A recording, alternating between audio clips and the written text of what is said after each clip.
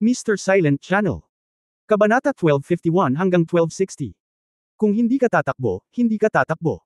Talagang ipinagmamalaki ng pinuno, ngunit medyo nanlumo si Hong Dali. Sa gulat ni Hong Dali, una niyang inakala na si Zhao Mingguang o Mr. Ren ay makikipag-ugnayan sa kanya sa gabi, ngunit walang paggalaw buong gabi. Nakaramdam ito ng kakaiba kay Hong Dali, ngunit pagkatapos ng lahat, ito ay isang paalala mula kay Gu Feifei. Siya, sinabi. Huwag masyadong seryosohin ang sarili mo. Totoong mayaman ka, pero sa tingin mo ba maniniwala ang isang malaking bansa na kaya mo ang ganitong bagay mag-isa? Tama yan. Sa ganoong sitwasyon, ang mga personal na kadahilanan ay talagang walang silbi. Okay, hinawakan ni Hong Dali ang kanyang ilong, obserbahan muna natin ito ng 2 araw. Anyway, kahit kailangan natin siyang iligtas, hindi ito apurahan. Kung talagang hindi natin siya mailigtas, wala akong magagawa. Tumango si Gu Feifei, kung may totoong krisis sa ekonomiya, ang pinakamahusay na paraan upang maghanda ng pagkain ng maaga ay ang paghahanda. Pagkain ng maaga. Hong Dali, paano kung bumili tayo ng 2 bodega ng butil at maghanda para buksan ang mga ito? Sa ganitong paraan, mabilis na lumipas ang gabi. Kinaumagahan, isinama ni Han Songyang ang kanyang grupo ng mayayamang bata, nagmaneho ng mahabang hanay ng mga mamahaling sasakyan, at maagang sumugod sa villa ng Hong Dali upang maghanda para panuurin ang labanan. Kung tutuusin, walang malinaw na sinabi si Han Songyang nang siya ay bumalik kahapon, sinabi lamang na si Hong Dali ay hindi isang ordinaryong tao. Kung bakit hindi siya ordinaryong tao, lahat ay naguguluhan. Ngunit kung titingnan ang ugali ni Han Songyang kay Hong Dali, na palaging walang takot, mahirap sabihin na hindi siya isang ordinaryong tao. Nagsusumikap ka ba? Pagkapasok ni Han Songyang sa pinto, nakita niya si Tang Moxon na nakaupo sa sofa at nanunood ng sine, at si Li Nianwei ay naka-headphone at nakikinig ng musika doon. Mabilis siyang nagtanong, mga kapatid, plano naming manood ng palengke dito ngayon. Maginhawa ba? Nandito na si Kuya Han. Pumasok ka na Dali, huwag mong tanggalin yang sapatos mo. Mabilis na bati ni Tang Moxon, natutulog pa si Dali. Ang matandang ito ay hindi babangon hanggang alas 9. Anyway, walang pagmamadali, maupo muna tayo sandali Terna. Kaya isang grupo ng mga tao ang nakahanap ng kani-kanilang upuan at umupo. Speaking of which, medyo comprehensive ang mga hinanda nila. Nagdala sila ng 4 sa 10 power strip, bawat isa ay may charger. Pagkatapos ay kinuha niya ang kanyang iPad at naghanap ng upuan sa lupa upang bumuo ng isang bilog. Sa katunayan, mas nababalisa sila kaysa sa iba kapag bumagsak ang stock market. Kalahati ng mga taong ito ang nakalista sa merkado ang kanilang mga kumpanya, at ang natitirang kalahati ay orihinal na nagpaplanong magpubliko sa bull market ngayong taon. Dahil dito, bumagsak ang stock market nitong mga nakaraang araw. Kung ang presyo ng stock ay bumagsak, ang pagkakataon ng paglilista ay magiging mas maliit. Kapag nahulog na ito sa isang bear market, mas mabuting huwag nang ilista ang lahat. Napakadaling bumaba sa presyo ng isyu sa isang bear market. Ang stock market ay bumabagsak nitong mga nakaraang araw, at ang aking ama ay nakasimangot araw-araw. Sabi ng isa sa kanila, sa loob lamang ng 2 linggo, ang halaga ng merkado ng aming kumpanya ay lumiit ng kalahati, at bilyon-bilyon na lamang ang sumangga. Sayang. Hindi, magkatulad ang pamilya namin. Buti na lang at kumilos kaagad ang tatay ko. Inanunsyo na nasuspend ang pangangalakal sa mga malalaking bagay, kung hindi ay patuloy itong babagsak. Sinabi ng isa pang tao habang sinasagot ang telepono, maghintay tayo hanggang sa maging matatag ang merkado. Karamihan sa mga stock ay naputol sa kalahati sa nakalipas na 2 linggo. Ang ikatlong tao ay nagsabi, ang aming kumpanya. Noong ang presyo ng stock ay nasa pinakamataas na presyo, ito ay 46 na yuan, at ngayon ay bumaba ito sa 26 na yuan. Mula sa 46 hanggang 26, kung ang dating market value ng kanyang kumpanya ay 9.2 bilyon, ibig sabihin ay tumatagal lamang ito ng 2 linggo. Ang oras ay naging 5.2 bilyon, at 4 na bilyon ang sumangga ng ganito. May isip mo kung gaano ito K-Press. Hey! Nandito ka ba ng maaga? Nag-uusap ang lahat. Bumaba si Hong Dali sa hagdan, kinusat ang kanyang mga mata habang naglalakad, narito ba kayong lahat para makita ang mga stock? Alam ni Hong Dali mula sa hitsura ng lahat na lahat sila ay nababalisa. Kuya Dali. Mabilis na tumayo si Han Songyang, nalilito ang lahat nitong mga nakaraang araw. Plano kong tumakbo sa sandaling magbukas ang merkado. Oh, tumakbo na tayo sa sandaling magbukas ang palengke. Ngumuso si Hong Dali, pinaplano ko ring tumakbo. Nang marinig ang sinabi ni Hong Dali, biglang ibinuka ni Han Songyang ang kanyang bibig, tatakbo ka rin ba? Kailangan ko, natural na sabi ni Hong Dali, siguradong walang silbi na umasa ako sa sarili ko sa ganoong kalaking eksena, kaya kung hindi ka tatakbo, walang silbi. Matapos sabihin ito ni Gu Feifei kahapon, pinag-isipan ito ng mabuti ni Hong Dali. Sa katunayan, sa panahong ito ng pagbagsak, hindi mabilang na mga analist ang nagbigay ng mga solusyon, ngunit ano ang silbi? Hindi nakikinig ang bansa. At napakaraming pera ni Hong Dali. Kapag dumating ang oras na hindi alam ang pinanggalingan ng pondo, siya ay agad nahuhulihin, at kahit na si Hong Dali ay huhulihin kaya kalimutan na, maaari lamang tayong mag-alala tungkol sa pagiging pinuno ng Black Dragon Hall. Tulad ng para sa ganitong uri ng bansa mas mainam na huwag hawakan ang mga bagay sa antas na ito. Handa nang tumakas si Kuya Dali, tiyak na ikanaway ni Han Songyang ang kanyang kamay, lahat ay kumikislap kapag nagbukas ang merkado, bilis. Hindi nagtagal, bago ang alas 9:15 market, lahat ay nakatitig sa kanilang mga mobile phone o iPad upang makita ang pagtitipon bago ang merkado. Sa panahon ng bidding, agad na nanlamig ang puso ng lahat, lower opening. Oh my God, it's going to be low opening. Hindi na kailangang magtanong, umiling si Hong Dali, muling nataman ng China Securities 500. Maaari kang tumakbo ng mas mabilis hanggat maaari. Bumaba ang presyo ng stock hanggang sa magbukas ang merkado, at sa lalong madaling panahon ay bumagsak sa isang tiyak na antas, at sa wakas ay nagpapatatag. Nang magbukas ang merkado sa alas 9:30, nakita namin ang isang malaking bilang ng mga sell order, kasama ang Hong Dali at Han Songyang. Ang presyo ng stock ay berde halos mula noong pagbubukas. Nang maalis na ang lahat ng stock, bumantong hininga si Han Songyang at sinabing, tapos na, nagsimula na ang stampede. Mukhang wala ng pagkakataon ngayon at bukas. Walang pagkakataon, sigurado. Ipinahayag ni Qiao Mingfeng ang kanyang kawalan ng kakayahan sa gilid, mailigtas ko sana siya kasama si Brother Dali, ngunit walang paraan. Ang bansa ay hindi naniniwala sa mga individual ngayon, kaya maaari mong gawin ang anumang gusto mo. Siya nga pala, kapatid na Dali, tanong ni Han Songyang, sa totoo lang, kung ito ay ayon sa iyong ideya, paano natin siya ililigtas? Matapos marinig ang mga salita ni Han Songyang, tumingin ang lahat kay Hong Dali, naghihintay kung ano ang iniisip niya. Simple lang talaga, ngumiti si Hong Dali, umupo sa sofa, kumuha ng isang lata ng inumin, at sinabing, gumugol ka ng pera. Sikat na sikat ito kahapon. Ngayon ay dapat nating samantalahin ang tagumpay at direktang gumastos ng daan-daang bilyon upang pigilan ang merkado. Kahit paano tumakas ang mga retail investor sa gitna, garantisadong magiging pula ang merkado sa buong araw, at tatagal pa rin ng 3 araw ang mga tao. Kumita ng dahan-dahan sa pagpapadala ng mga kalakal mamaya, kung mag-crash, tapos na tayo, haha, kung ang puso ng mga tao ay nagkalat mamaya, ang mainit na pera mula sa mga institusyong tingi ay maaaring hindi maglakas loob na pumasok. Matapos marinig ang mga salita ni Hong Dali, nagpakawala ng mahabang buntong hininga ang lahat. Tama si Hong Dali, walang silbi ang mga patakaran ng stock market, ang mahalaga ay kasikatan. Kapag nawala na ang kasikatan, mahirap nang magkabalikan. Ang kasalukuyang sitwasyon ay ganito.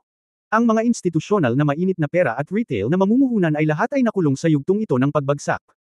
Maaaring may mga taong naghihintay at nanunood, ngunit sino ang maglalakas loob na pumasok kapag ang palengke ay sobrang bagsak? Kung walang pumapasok na pondo, patuloy na babagsak ang merkado. Sa isang mabisyo na ikot, ang dami ng kalakalan ay patuloy na bababa. Ang huling resulta ay maaari lamang maging isang bear market, nang walang anumang mga sorpresa. Sandali lang, parang wala ng pag-asa sa 2 araw na ito. Tumango si Han Songyang, lahat, mag-ingat. Huwag bumili ng mga tiket ngayong 2 araw. Umuwi ka at sabihin sa iyong pamilya na kung maaari, suspindihin ang iyong kalakalan sa lalong madaling panahon. Maghintay hanggang katapusan ng linggo. Tingnan natin ang balita. Ang kasunod na kalakaran ay eksakto kung ano ang naisip ni Hong Dali. Nagsimula ng magpanik ang buong merkado dahil sa matinding pagbaba sa panahong ito. Ang hindi mabilang na mga tao ay nagsimulang tumakbo ng walang kabuluhan sa sandaling ang mga stock ay naging pula, at pagkatapos ay nagkaroon ng stampede.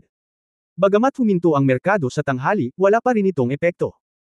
Ang presyo ng stock ay bumagsak sa lahat ng paraan, at nagsimulang sumisid muli sa alas 2:30 ng hapon. Nang magsara ang merkado sa pagtatapos ng araw, bumagsak ito sa limitasyon ng higit sa 1,000 pagbabahagi. Tapos na. Tumingin si Han Songyang sa merkado at huminga ng malalim, natatakot ako na mahirap bumangon sa maikling panahon. Sa maliit na bayan, sa maliit na gusali kung saan naroon ang nangungunang kapatid at iba pa, habang nagsara ang stock market, lahat ay nagsaya. Oh yeah, well done. Another day of short selling. Ha. Let me just say, ang big hit kahapon ay masasabi lang na isang aksidente. Bagamat maganda ang patakaran, hindi ito masyadong makapangyarihan.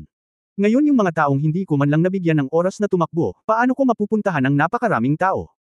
Tama, maganda ang ginawa namin ngayon, at napakaganda ng closing time ng mga financing order na iyon sa pagtatapos ng trading session, hahaha, nakatulong ito sa aming lahat. Sobrang busy. Nagsaya ang lahat ng tao sa maliit na gusali, at nagsindi ng sigarilyo ang pinuno, huminga ng malalim, at nakangiting sinabing, hindi masama, lumipas ang 1 araw, at kumita tayo ng malaki ngayon. Tama ba? Ang isang kalihim na namamahala sa mga istatistika ay tumawa, mga 6 na bilyon, ang mga resulta ay napakaganda pa rin. 6 na bilyon. Kumunot ang noo ng pinuno. Ayon sa kanyang mga pagtatansya, ang halaga ng kita na ito ay hindi dapat sapat. Pagkatapos ng lahat, sa unang pagkakataon, ang kita ay 10 bilyon araw-araw. Ngayon, ito ay 10% mas mababa. Medyo malaki ang gap na ito. Wala na tayong magagawa. Sa panahon ngayon, ang mga tagalabas ay mas matapang na makipagkompetensya sa atin para sa short selling, walang magawa ang sekretarya, napakalaki ng merkado, wala tayong magagawa tungkol dito. Ayan, haha, di bale, sabi ng pinuno. Tumanggo siya, mas magiging maluwag tayo sa hinaharap. Ang mainit na pera, mga banker at retail investor mismo ang tutulong sa atin na sugpuin ang merkado. Okay, lahat, mag-impake tayo at lumabas para magsaya sa gabi. Oo, phew. Nang marinig ito, naghiyawan ang lahat at nagsimulang magplano kung saan pupunta sa gabi. Boss, saan ka titira? May nagtanong sa oras na ito. Ako, plano kong pumunta sa Shenzhen para tingnan ngayong gabi. Nag-isip sandali ang pinuno at biglang ngumiti, maaari kang pumunta at magsaya ng mag-isa, huwag kang mag-alala sa akin. Tandaan na bumalik ka bago mag-alas 12. Naiintindihan. Agad na inayos ng lahat ang mga gamit nila at lumabas. Pagkaalis ng lahat, ang nangungunang kapatid na lalaki ay tumingin sa bakanteng silid at bangulong, nako, nang makitang papalapit ng papalapit ang layunin, bigla akong nainip. Ang buhay na walang kalaban ay talagang nakakainip. Kabanata 1252 mahigit 20 taon na ang nakalipas. Sa panahong ito, ang pinuno ay gumagawa ng mga alon sa stock market, at ang mga toro ay nalulugi. Maliban kay Cheng Yaojin na lumabas nang wala sa oras kahapon, wala man lang nakalaban, na naging dahilan ng kanyang pagka-depress. Parang naglalaro. Ito ay kagiliw-giliw na kapag ikaw ay pantay-pantay, ngunit kung ito ay isang panig na pagdurog, hindi mo maa-appreciate ang saya ng laro. Kalimutan mo na, wala nang pag-asang makahanap ng koga ngayon, kaya mamasyal muna tayo. Nag-isip ang pinuno, at agad na lumabas, sumakay sa kanyang pulang kayumangging Jaguar, at nagtungo sa Shenzhen. Kung saan, ang maliit na lungsod kung saan naruroon ang nangungunang kapatid na lalaki ay talagang hindi masyadong malayo sa Shenzhen. Halos 30 minuto lang ang biyahe. Pumasok siya sa Shen City at hindi naghanap ng anumang entertainment venue. Nilakad lang niya ang pangunahing daan patungo sa sentro ng lungsod. Huminto siya ng isang kanta habang naglalakad at bumulong-bulong, speaking of which, matagal na akong hindi nakakabisita sa orphanage. Haha, hindi ko alam kung anong nangyayari sa batang pinadala ko doon noon. Kung pag-uusapan. Hinawakan niya ang peklat sa kanyang pisngi at nakangiting sinabi, ang mga magulang ng batang iyon ay ang mga bakas na naiwan sa akin ay talagang kahanga-hanga. Sa pag-iisip nito, muling lumitaw sa isipan ng pinuno ang eksena mula sa taong iyon. Mahigit 20 taon na ang nakalipas. Sa oras na iyon, siya at ang kanyang minamahal na kapatid na si Hong Haoming ay nagretiro ng magkasama sa hukbo. Napakaganda ng relasyon ng dalawa. Magkasama silang nagsimula ng negosyo at magkasamang kumita ng kayamanan. Ang sitwasyon ng pamilya noong panahong iyon ay isang karaniwang sambahayan na 10,000 yuan, at ang kabuang mga ari-arian ay higit sa 100,000 yuan. Degree. Siya ay itinuturing na isang kilalang tao sa maliit na lungsod kung saan siya nakatira sa oras na iyon. Sa kasamaang palad, ang dalawa sa kalaunan ay nagkaroon ng malaking pagkakaiba tungkol sa kanilang pag-unlad sa hinaharap. Nangangahulugan si Brother Hong Haoming na magsimula ng isang negosyo ng tuloy-tuloy at dahan-daang umunlad. Umakyat sa bawat antas. Ang ibig sabihin ng pangunguna ay upang makakuha ng puhunan habang ikaw ay bata pa. Magsaya ka. Sa orihinal, hindi mali ang mga ideya ng dalawang tao.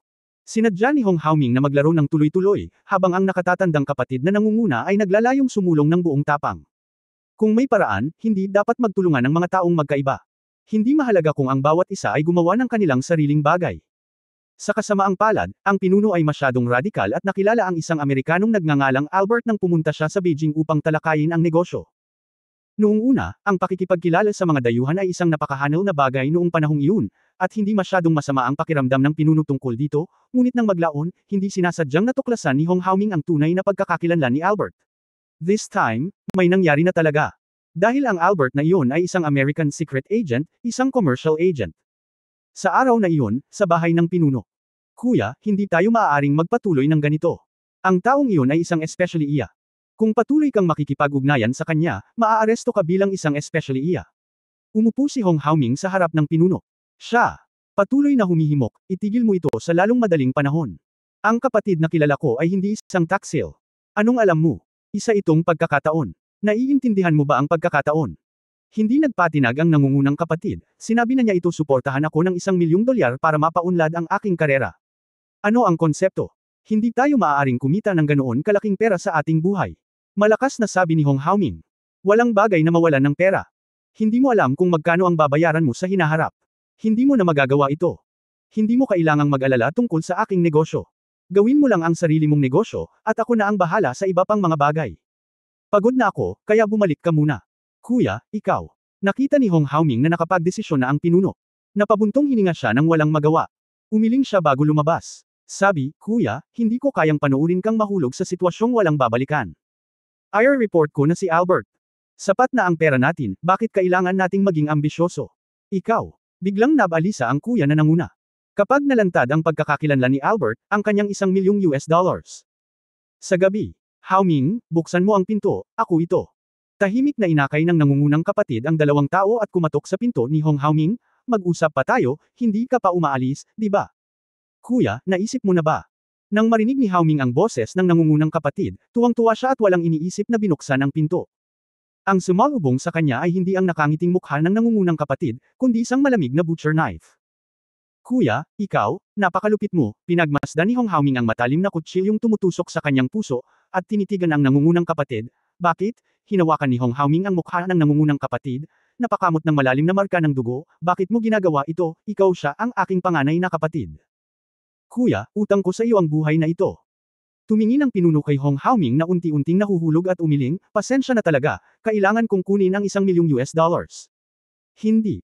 Kaya, maging magkapatid tayong muli sa kabilang buhay. Nang gabing iyon, sinunog ng apoy ang bahay ni Hong Haoming at naging abo. Pagkalipas ng 20 minuto, lumitaw ang nangungunang kapatid sa Departamento ng Obstetrics at Ginekolohiya ng Ospital ng County. Mga kapatid, ngayon lang ako nakatanggap ng balita, paliwanag ng nangungunang kapatid sa asawa ni Hong Haoming sa seryosong tono, noong ipinagluluto kayo ni Brother Haoming sa bahay, sumabog ang liquefied gas tank, nasunog ang bahay, at si Brother Haoming, wala na rin dito. Ano? Napaluha ang asawa ni Hong Haoming, Haoming. Habang sinasabi niya ito, nakaramdam siya ng matinding pananakit sa kanyang ibabang bahagi ng tiyan, masakit. Oras na ng panganganak. Nagulat din ang pinuno. Hindi nagtagal ay itinulak ng mga nurse ang asawa ni Hong Haoming sa delivery room.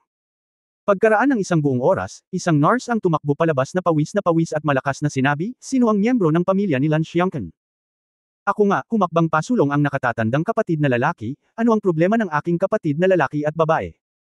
Nagdudulot ng dystocia ang mood swings ng ina, dapat ko bang panatilihin siyang mas matanda o mas bata? Nag-aalalang tanong ng nurse. Para protektahan ang matanda o protektahan ang bata. Ang panganay na kapatid na lalaki, na siyang pinuno, ay nag-aalala sa kung ano ang mangyayari sa hinaharap. Ngayon na ang kanyang nakababatang kapatid na babae na si Lan Xiangkan ay may mahirap na panganganak, nalutas nito ang maraming problema. Agad siyang nagpanggap na malungkot, nagngangalit ang kanyang mga ngipin at sinabi, ano ang mas mataas na antas ng tagumpay sa pagpapanatiling buhay ng isang bata o isang bata? Sumagot ang nurse, walang problema sa pagpapanatiling buhay ng bata, ngunit may posibilidad na mabaigo sa pagpapanatiling buhay ng bata. Kung gayon, buhayin ng bata. Hindi maipapasa ng aking kapatid ang pamana kung wala ang kanyang pamana. Pumayag naman agad ang kuya na nanguna. Kaya't ganoon din, si Hong Haoming at ang kanyang asawa ay parehong namatay sa parehong araw, na naiwan lamang ang isang bagong silang na bata. Sa pagtingin sa bata na tahimik na natutulog sa kanyang lampin, ang nakatatandang kapatid na nangunguna ay bumantong hininga ng mahina, Kuya Haoming, ikinalulungkot kita bilang isang kapatid. Hindi ko papatayin ang batang ito. Maaari itong ituring na nag-iiwan ng ilang insenso para sa iyo. Sa ganitong paraan, ipinadala ng nangungunang kapatid ang bata sa Shencheng Orphanage. Calculating, kung buhay pa ang bata, dapat more than 20 years old na siya, di ba? Tumingin ang nangungunang kapatid sa tanawin sa labas ng bintana at bumulong, Haoming hindi ko alam kung ano ang nangyari sa mga inapo ng aking kapatid. Well, speaking of it, pinatay ko ang aking kapatid na lalaki at ang aking hipag. Kapag naiisip ko ito, lagi kong nararamdaman na may utang ako sa batang iyon. Kalimutan mo na kung siya ay buhay pa. Ibigay mo na lang sa kanya ang 10,000 ginagawa mo ang iyong bahagi bilang isang tiyuhin. Sa kabilang banda, sa Shui Lingxi Community, ay ang villa kung saan naroon si Hong Dali at iba pa. Lahat ay nagbubuntong hininga tungkol sa stock market. Sa sandaling ito, bumaba si Gu Feifei mula sa itaas at sinabi habang naglalakad, Dali, sa palagay ko ang sitwasyon sa mga stock na iyon ay hindi tama ngayon. Nilinis ko sila. Kumita ako ng maliit na kita na humigit kumulang 10 bilyon. Matapos marinig ang mga salita ni Gu Feifei, lahat ay agad na nagbuka ng kanilang mga bibig. Maliit na tubo pa lang ang 10 bilyon. Oh, so, Hong Dali sniffed. Okay, everyone, huwag kang ma-depress. Mamasyal tayo ngayon. Gusto kong pumunta sa orphanage. Shencheng Orphanage, kung saan lumaki si Hong Dali. Sa pagsasalita tungkol sa pagbabalik sa mundong ito ng napakatagal, hindi pa nakabisita si Hong Dali sa isang ampunan. Hindi naman sa nakalimutan na niya ito, higit sa lahat ay napakakomplikado ng pakiramdam niya dahil hindi niya alam kung paano haharapin ang Lola Wu na nag-aalaga sa kanya. Napakabata pa niya noon na hindi niya alam kung saan siya nanggaling. Ang alam niya lang ay pinapunta siya dito ng isang tiyuhin. Walang iniwan ang tiyuhin, maliban sa kanyang apelyido ay Hong. Kung tungkol sa mga pangalan ng kanyang mga magulang, walang nakakaalam. Pupunta si Dali sa orphanage. Sa oras na ito, nag-impake din si Tang Moxon at Li Nianwei at lumapit. Bumulong si Tang Moxon kay Li Nianwei, Sister Nianwei, sa palagay mo ba lumaki si Dali sa orphanage na iyon?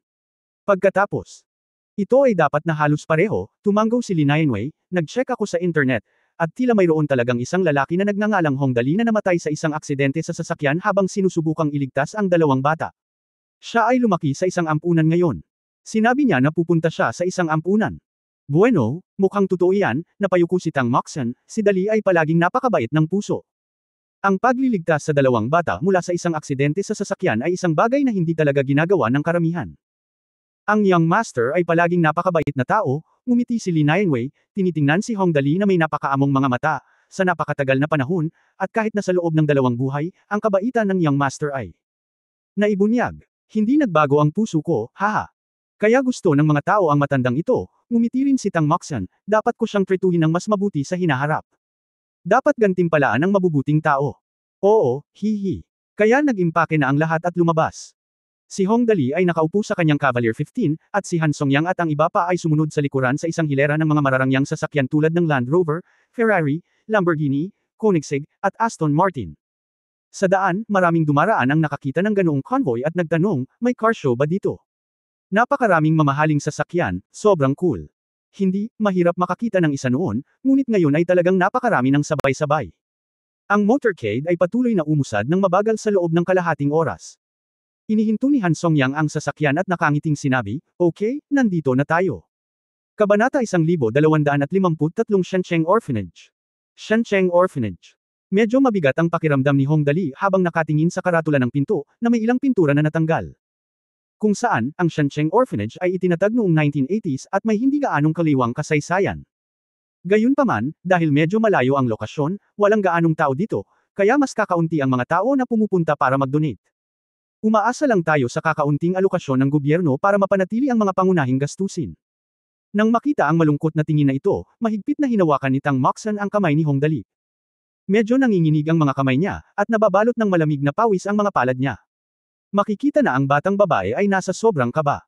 Si Hong Dali ay may mabait na puso, na makikita sa katotohanang nailigtas niya ang kawawang bata, kaya gusto niyang pumunta rito. Hindi naman nag-alala si Han Songyang at ang iba pa, naisip lang nila na gusto lang ni Hong Dali na gumawa ng ilang magagandang bagay. Ngunit ang mood ni Hong Dali ay malamang na naiintindihan lamang ng mga nakapaligid sa kanya, sina Tang Moxon at Li Nianwei. Sa oras na ito, napakaraming grupo ng mga tao ang nakatayo sa tarangkahan, na nakakuha na ng atensyon ng gwardya. Inilabas ng matandang lalaki ang kanyang ulo mula sa silid ng bantay, tiningnan si Hong Dali, ang malaking grupo ng mga kabataang lalaki, at ang mga kababaihan mula sa iba't ibang mayayamang pamilya, at nahihiyang nagtanong, ilan kayo doon? Anong dumating dito? Batay sa kanyang karaniwang karanasan, sa napakaraming tao na pumupunta rito, malamang na isa sa mga bata sa bakuran ang nagkagulo. Tito, ayos lang, nandito lang kami para tignan. Siya nga pala, tingnan mo kung meron. Wala kang maitutulong. Mag-donate ka ng pera. Ngumiti si Hong Dali at sinabing, nandito ka ba para mag-donate? Matapos marinig ito, mukhang tuwang-tuwa ang gwardya at sinabing, nako, wala nang maraming nagmamalasakit na kabataan na tulad mo ngayon. Pumasok ka na agad, pasok ka agad. Sinabi ng tiyuhin, na binuksan ang pinto at pinapasok si Hong Dali at ang iba pa, speaking of which, today is really a good day. Araw. Isang magandang middle-aged na lalaki ang pumunta lang dito at gusto daw mag-donate ng pera, haha. May dumating pa ba para mag-donate? Medyo nagulat si Hong Dali. Tumingin ako sa paligid at maya-maya may nakita akong brown-red Jaguar. Ngumiti ako at sinabing, siya ba ang nagmaneho ng kotseng iyon? Mukhang may kakayahan ng taong ito. Ang Jaguar na ito ay ang 2015 XJL 3.0 SC 4-wheel drive na punong barko. Ang bersyon ng negosyo ay may presyo sa merkado na higit sa 1.4 milyon, kaya sinabi ni Hong Dali na ang taong ito ay may kaunting lakas, at hindi siya basta-basta nagsasalita. Hindi, kachat ko ngayon si Dean sa loob. Pasok ka na Dali. Pasok ka na Dali. Dinala ng gwardya si Hong Dali at ang iba pa sa looban. Nagkatinginan sina Tang Moxon at Li Nianwei habang naglalakad sila. Ang nursing home na ito ay mayroon lamang 3 palapag na gusali. Maliit na gusali. Ang bakuran ay sumasaklaw sa isang lugar na mahigit 1,000 metro kwadrado. Hindi pagmamalabos na sabihin na sa pangkalahatan ang mas mahusay na mga kindergarten ay may mas magandang kapaligiran kaysa sa bahay ampunan na ito. Sa oras na ito, may mga 7 o 8 bata na naglalaro sa bakuran. Ang pinakamatanda sa mga batang ito ay mga 10 taong gulang, at ang bunso ay 3 o 4 na taong gulang lamang. Ang ilan sa kanila ay nakasquatting sa lupa na gumagawa ng mga clay figure, at ang ilan ay nagbabounce ng mga glass ball. Ang mabilis na umuunlad na elektronikong lipunan ng ika-21 siglo ay tila ganap na nakahiwalay sa labas ng mga pader sa looban na ito. Wala ni isang bakas na naiwan dito. Sa katunayan, ang dahilan ay napakasimple, walang pera. Nalungkot sandali sina Tang Moxon at Lee Nianwei. Si Tang Moxon ay ipinanganak sa isang mayamang pamilya. Siya ay busog at mahusay na manamit mula noong siya ay bata, at ang kanyang pamilya ay namuhunan sa kanya ng hindi bababa sa 3 milyon. Natutunan niya ang lahat mula sa piano, sayaw, vocal, Ingles, at iba pa. Mula pa noong bata pa siya. Bagamat si Lee Nianwei ay nagmula sa isang mahirap na pamilya, siya ay mula pa rin sa isang mayamang pamilya, at least mayroon siyang sapat na pagkain at damit. Ngunit ngayon nakikita ang lugar kung saan nakatira si Hong Dali mula pagkabata. Kuya, halika na dali. Pwede bang ibili ka ng kapatid ko ng masarap na pagkain? Tumibok ang puso ni Tang Moxon habang nakatingin sa mga bata sa bakuran. Medyo basa yung gilid ng mata ko at medyo masakit yung ilong ko. Ngayon ay talagang gusto niyang ilipat ang 2 supermarket at ilagay ang mga ito sa bakuran. Ate, napakaganda mo. Nang makita ang kagandahan at kahinahunan ni Tang Moxon, isang grupo ng mga bata ang tumingin sa lahat mula sa malayo. Bagamat nananabik ang mga mata ng panganay, umiling pa rin siya, sabi ni Lola hindi mo nalang hilingin. Bagay ito sa mga estranghero. Sinabi rin ni Lola na mag-aral tayong mabuti at bumili ng kahit anong gusto natin kapag kumita tayo sa hinaharap. Haha, napakabuting bata, ngumiti si Lee Nianwei at umiling. Hindi niya pinilit ang mga batang ito na tanggapin ito. Kanilang tulong. Kung tutusin, kasama si Hong Dali dito, ang mga batang ito ay tiyak na magkakaroon ng magandang buhay sa hinaharap. Nang makita kung gaano kabait ang mga batang ito, mas kumbinsido sina Tang Moxon at Lee Nianwei na si Hong Dali ay palaging nagpapanggap na walang puso. Kung tutusin, matalino talaga si Hong Dali at siguradong hindi magiging bulag. Ngayong nakarating na sa lupa ang mga taong ito, hindi na sila nagmamadaling tumulong muna sa mga batang ito. Ayon sa plano ni Hong Dali, ililipat ang buong orphanage sa hinaharap, kaya hindi na kailangang mag-alala ngayon. Sinundan ng grupo ng mga tao ang gwardya sa itaas at dumaan sa ilang silid. Sina Tang Moxon at Lee Nianwei ay sumulyap sa kanila nang hindi sinasadya. Mayroong ilang mga bata na gumagawa ng takdang aralin sa silid. Napakaseryoso ng kanilang mga ekspresyon, at halatang alam nila na dahil wala silang pera, walang kapangyarihan, walang suporta, at walang mga kamag-anak na tutulong sa kanila, ang paghahanap ng matatag na trabaho sa lipunan pagkatapos ng kanilang pag-aaral ay maaaring ang tanging paraan. Kaya seryoso silang nag-aaral. Nagkatinginan sina Tang Moxon at Lee Nianwei at nakita ang simpatiya at ginhawa sa mga mata ng isa't isa. Ngayong narito na si Hong Dali, maaaring mapagpasyahan ang kinabukasan ng mga batang ito.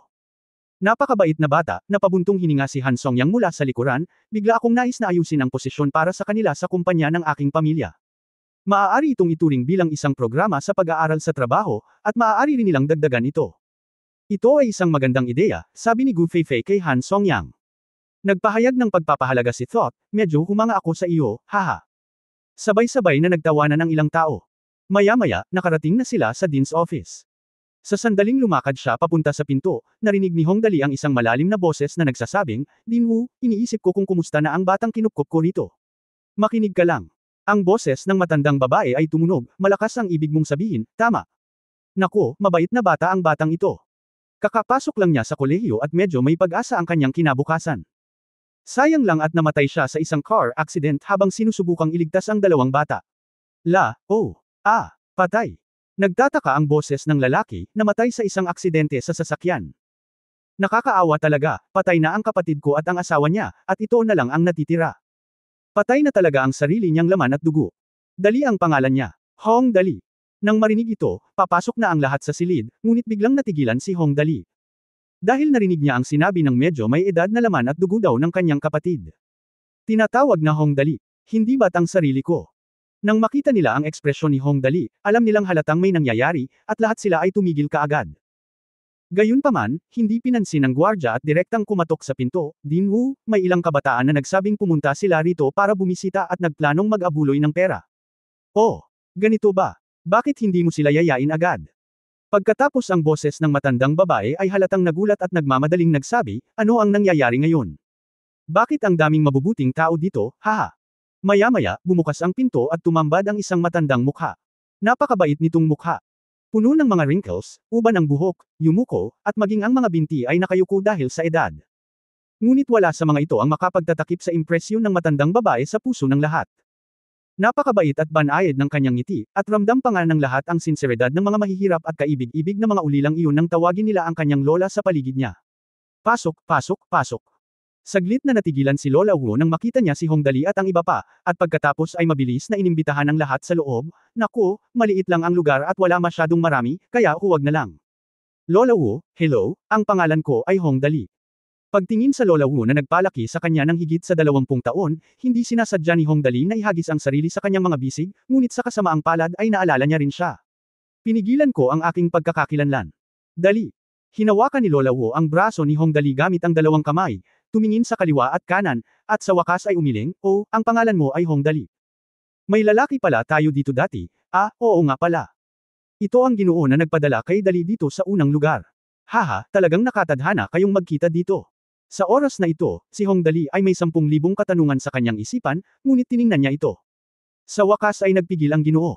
Napakagwapo ng lalaking iyon. Tiyak na gwapo siya noong bata pa siya.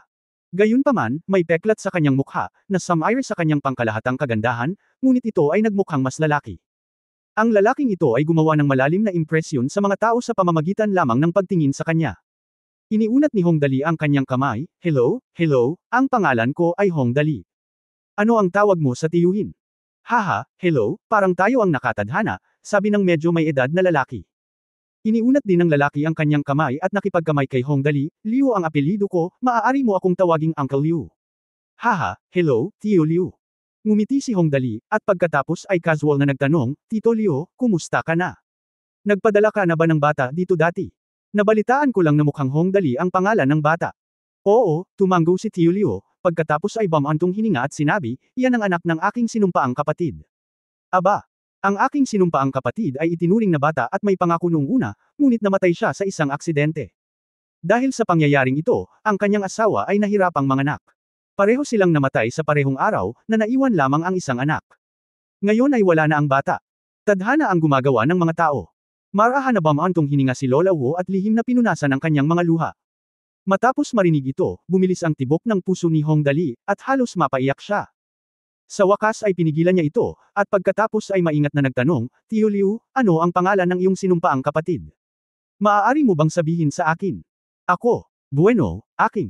Ang pangalan ay Hong Dali pagkatapos ng lahat. Gusto kong magbigay pugay sa kanya, na maaaring ituring bilang tanda ng merito. Well, walang hindi ko masabi. Ngumiti si Tio Liu at sinabi, ang pangalan niya ay Hong Haoming. Ang pangalan ng asawa niya ay Lan Xiangkan. Medyo kakaiba ang chapter 1254. Hong Haoming, Lan Xiangkan, ito ba ang mga pangalan ng aking mga biolohikal na magulang? Hong Haoming, Lan Xiangkan. 2 beses na bumulong si Hong Dali at naalala ang 2 pangalang ito sa kanyang isip. Huwag manggahas na maging walang galang kahit kaunti. Kung tutusin, hindi nila intensyon na maging ulila, kaya hindi naman talaga sinasadya ni Hong Dali na sisihin sila. Malaki ang pasasalamat ni Hong Dali na napunta sa mundong ito. Tumingin si Tio Liu kay Hong Dali. Sa una ay medyo na-curious siya kung bakit medyo malungkot si Hong Dali, ngunit bigla niyang nakita si Gu Feifei na pumasok kasama si Hong Dali, at ang lalaking pumatay sa kalbong si Yan Hanggai na iniulat ng kapatid sa ibaba ay biglang lumitaw sa kanyang isipan. Mga kabataan. Pinangalanan ding Hong Dali, kasama rin niya ang isang matangkad na babaeng bodyguard. Siya kaya iyon. Bahagyang kumunat ang noo ni Tio Liu, pagkatapos ay mabilis na bumalik sa kanyang orihinal na estado, nang hindi man lang ito ipinakita, nagtatanong lamang ng basta-basta. Ang sabi niya, sino ka, little brother? Base sa paraan ng pananamit ko, I guess you are not from a ordinary family. You should be prominent figures, right? I wonder if you can tell me. Baka hindi ko sila kilala.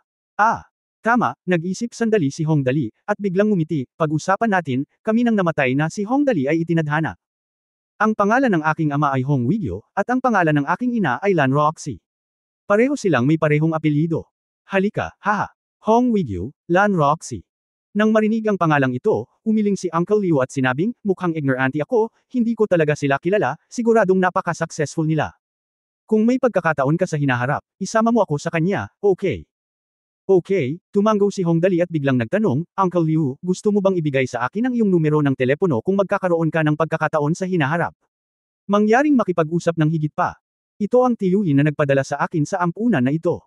Bilang sinumpaang nakatatandang kapatid ng kanyang biolohikal na ama, dapat siyang humanap ng paraan upang iwanan ang kanyang impormasyon sa pakikipag-ugnayan. Kung hindi, napakalaki ng mundo.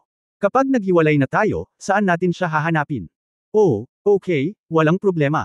Kinuha ni Uncle Liu ang kanyang mobile phone at direktang sinabi kay Hongdali ang kanyang mobile phone number. Pagkatapos ay nagpanggap siyang casual at sinabing, kung mayroon kang anumang mga katanungan sa hinaharap, tanungin mo lang ako. Kung maaari akong tumulong, gagawin ko ang aking makakaya. Ang kanyang boses ay napaka-magnetic at ang kanyang mga salita ay napaka-magalang at magalang. Napakaganda ng naiwang impresyon sa lahat. Kaya nagpalitan silang dalawa ng tawag. Nakita ni Tio Liu na halos tapos na ang usapan, at wala na ang anak ng kanyang kapatid, kaya umalis na siya. Bago umalis, kumuha siya ng 50,000 yuan sa kanyang bag, inilagay ito sa mesa ng Din, si Lola Wu, at nakangiting sinabi, Din Wu, salamat sa pagtulong mo sa akin sa pag-aalaga sa aking pamangkin sa loob ng maraming taon. Nagnenegosyo ako nitong mga nakaraang taon. Kumita ako, kahit na sponsor ko ang orphanage, mangyaring tanggapin ito. Pagkasabi nito, tumalikod si Tio Liu at umalis, kahit gustong tumanggi ni Lola Wu, hindi niya magawa. Malapit na. Pagkaalis ni Tio Liu, nagkatinginan sina Tang Moxen at Li Nianwei at sabay na tumango. Ang kanilang unang impresyon kay Uncle Liu ay medyo maganda. Napakahusay niyang magsalita, magalang, at mukhang napakahusay. Siya ay mapagbigay lalo na sa kanyang mga aksyon. Halos walang mali sa bawat aspeto. Lola Wu, nang makitang umalis si Tio Liu, medyo nadismaya si Hongdali. Ngayon ay sa wakas ay nakilala niya ang isang tao na maaaring ituring na isang kamag-anak dito, ngunit ito ay nakakalungkot na hindi niya makilala ang isa't isa, at siya ay lubos na naagrabyado. Pero wala akong choice. Hindi ko kailanman napag-usapan ang tungkol sa aking paglalakbay sa oras pagkatapos ng kamatayan, kaya natitiis ko lamang ito. Sa huli, tiningnan ko lang si Lola Wu at sinabing, sa madaling salita, gusto kong pandohan ang iyong orphanage, at naihanda ko na ito. Ito ay isang magandang lugar, ito ay mas mahusay kaysa dito, at ang kagamitan ay ang pinaka-advanced, kaya gusto kong kamustahin ka, at mangyaring sumang-ayon. May gustong gawin si Hongdali sa pagkakataong ito.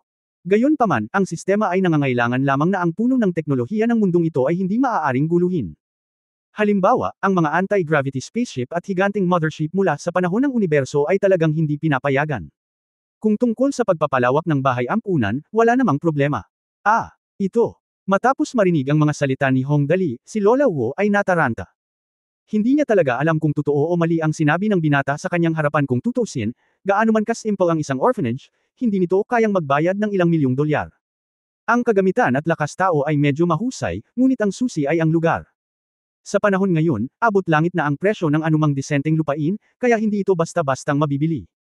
Lola Wu, tiyak na humakbang pasulong si Tang Moxen sa oras na ito at sinabing, huwag kang mag-alinlangan. Nakahanap na tayo ng lugar, at makakabili na tayo ng mga kagamitan at iba pang bagay sa lalong madaling panahon. Ngayong handa na ang lahat, utang ko sa iyo itong hanging silangan. Hanggat tumanggo ka, makakalipat na tayo kaagad. Binili ni Hongdali ang mga hindi nabentang villa sa Shui Shui Lingxi community nang walang anumang problema. Para naman sa mga hindi nabentang villa, walang magiging problema. Hindi pa banggitin gayunpaman, si Hongdali ay kumita ng higit sa 20 bilyon mula sa stock trading sa nakalipas na 2 araw, na sapat na para gastusin sa anumang gusto niya. Si Lola Wu ay isang matandang tao kung tutuusin. Imposibleng may masabi sa kanya si Hongdali. Ano man ang iyong paniniwalaan, alang-alang sa insurance, dapat kang magpasya na suriin kung ito ay totoo o hindi. Kung ito ay totoo, kailangan mong iulat ito sa lokal na pamahalaan para sa mga tagubilin. Naiintindihan ko kung ano ang iniisip mo, ngunit maaari mo ba akong tingnan muna? Nag-isip sandali si Lola Wu. Kahit anong sabihin niya, wala siyang kinalaman sa orphanage na ito. Kahit na ang mga taong ito ay may sariling ideya, magagawa pa rin nilang kumita ng pera. Walang pakinabang, kaya nagpasya akong suriin muna ang pagiging tunay. Anyway, may mga old bones na ako, ano pa ba ang magagawa ko? Sige, alis na tayo, haha.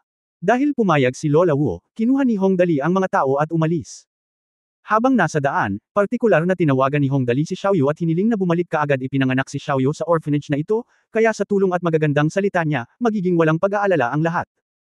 Sa kabilang banda, si Uncle Liu, ang pinuno ng Black Dragon Hall, pagkalabas ng orphanage, ay dahan-daang nagmaneho sa kalsada habang iniisip ang tungkol sa pakikipagtagpo niya sa kakaibang Hongdali ngayon.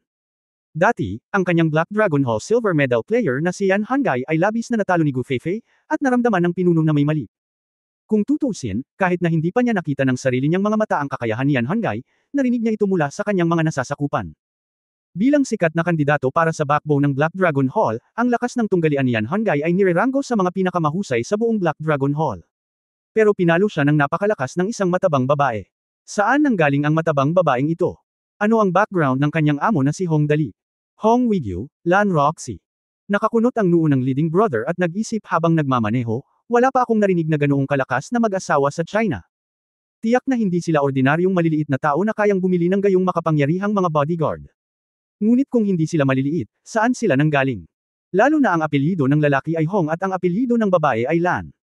Ang kanilang mga apelyido ay tugma sa pangalan ng kapatid ko at ng asawa ko, at ang anak ko ay si Dali. Mas gusto kong manguna, mas naramdaman kong may mali. Kung tutusin, mauunawaan na si Hong Dali ay may kaparehong pangalan sa anak ng kapatid na kanyang pinatay. Kung tutusin, maraming tao sa mundo na may parehong pangalan. Ngunit ang problema ay ang asawa ni Hong Wigyu ay pinangalan ng Lan. Ito ay isang hindi maipaliwanag na pagkakataon.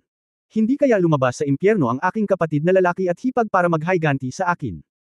Sa pag-iisip nito, nababalot ng malamig na pawis ang leading brother, nababalot ng pawis ang mga kilay sa noo at pisngi. Mabilis siyang nakahanap ng mapapahinto sa gilid ng kalsada, huminga ng malalim. Ilang magaspang na paghinga. Karaniwang naniniwala ang mga negosyante sa mga multo at Diyos sa ilang lawak. Makikita ito sa madalas nilang pagbisita ni Ji Guan sa tindahan na kanilang binuksan.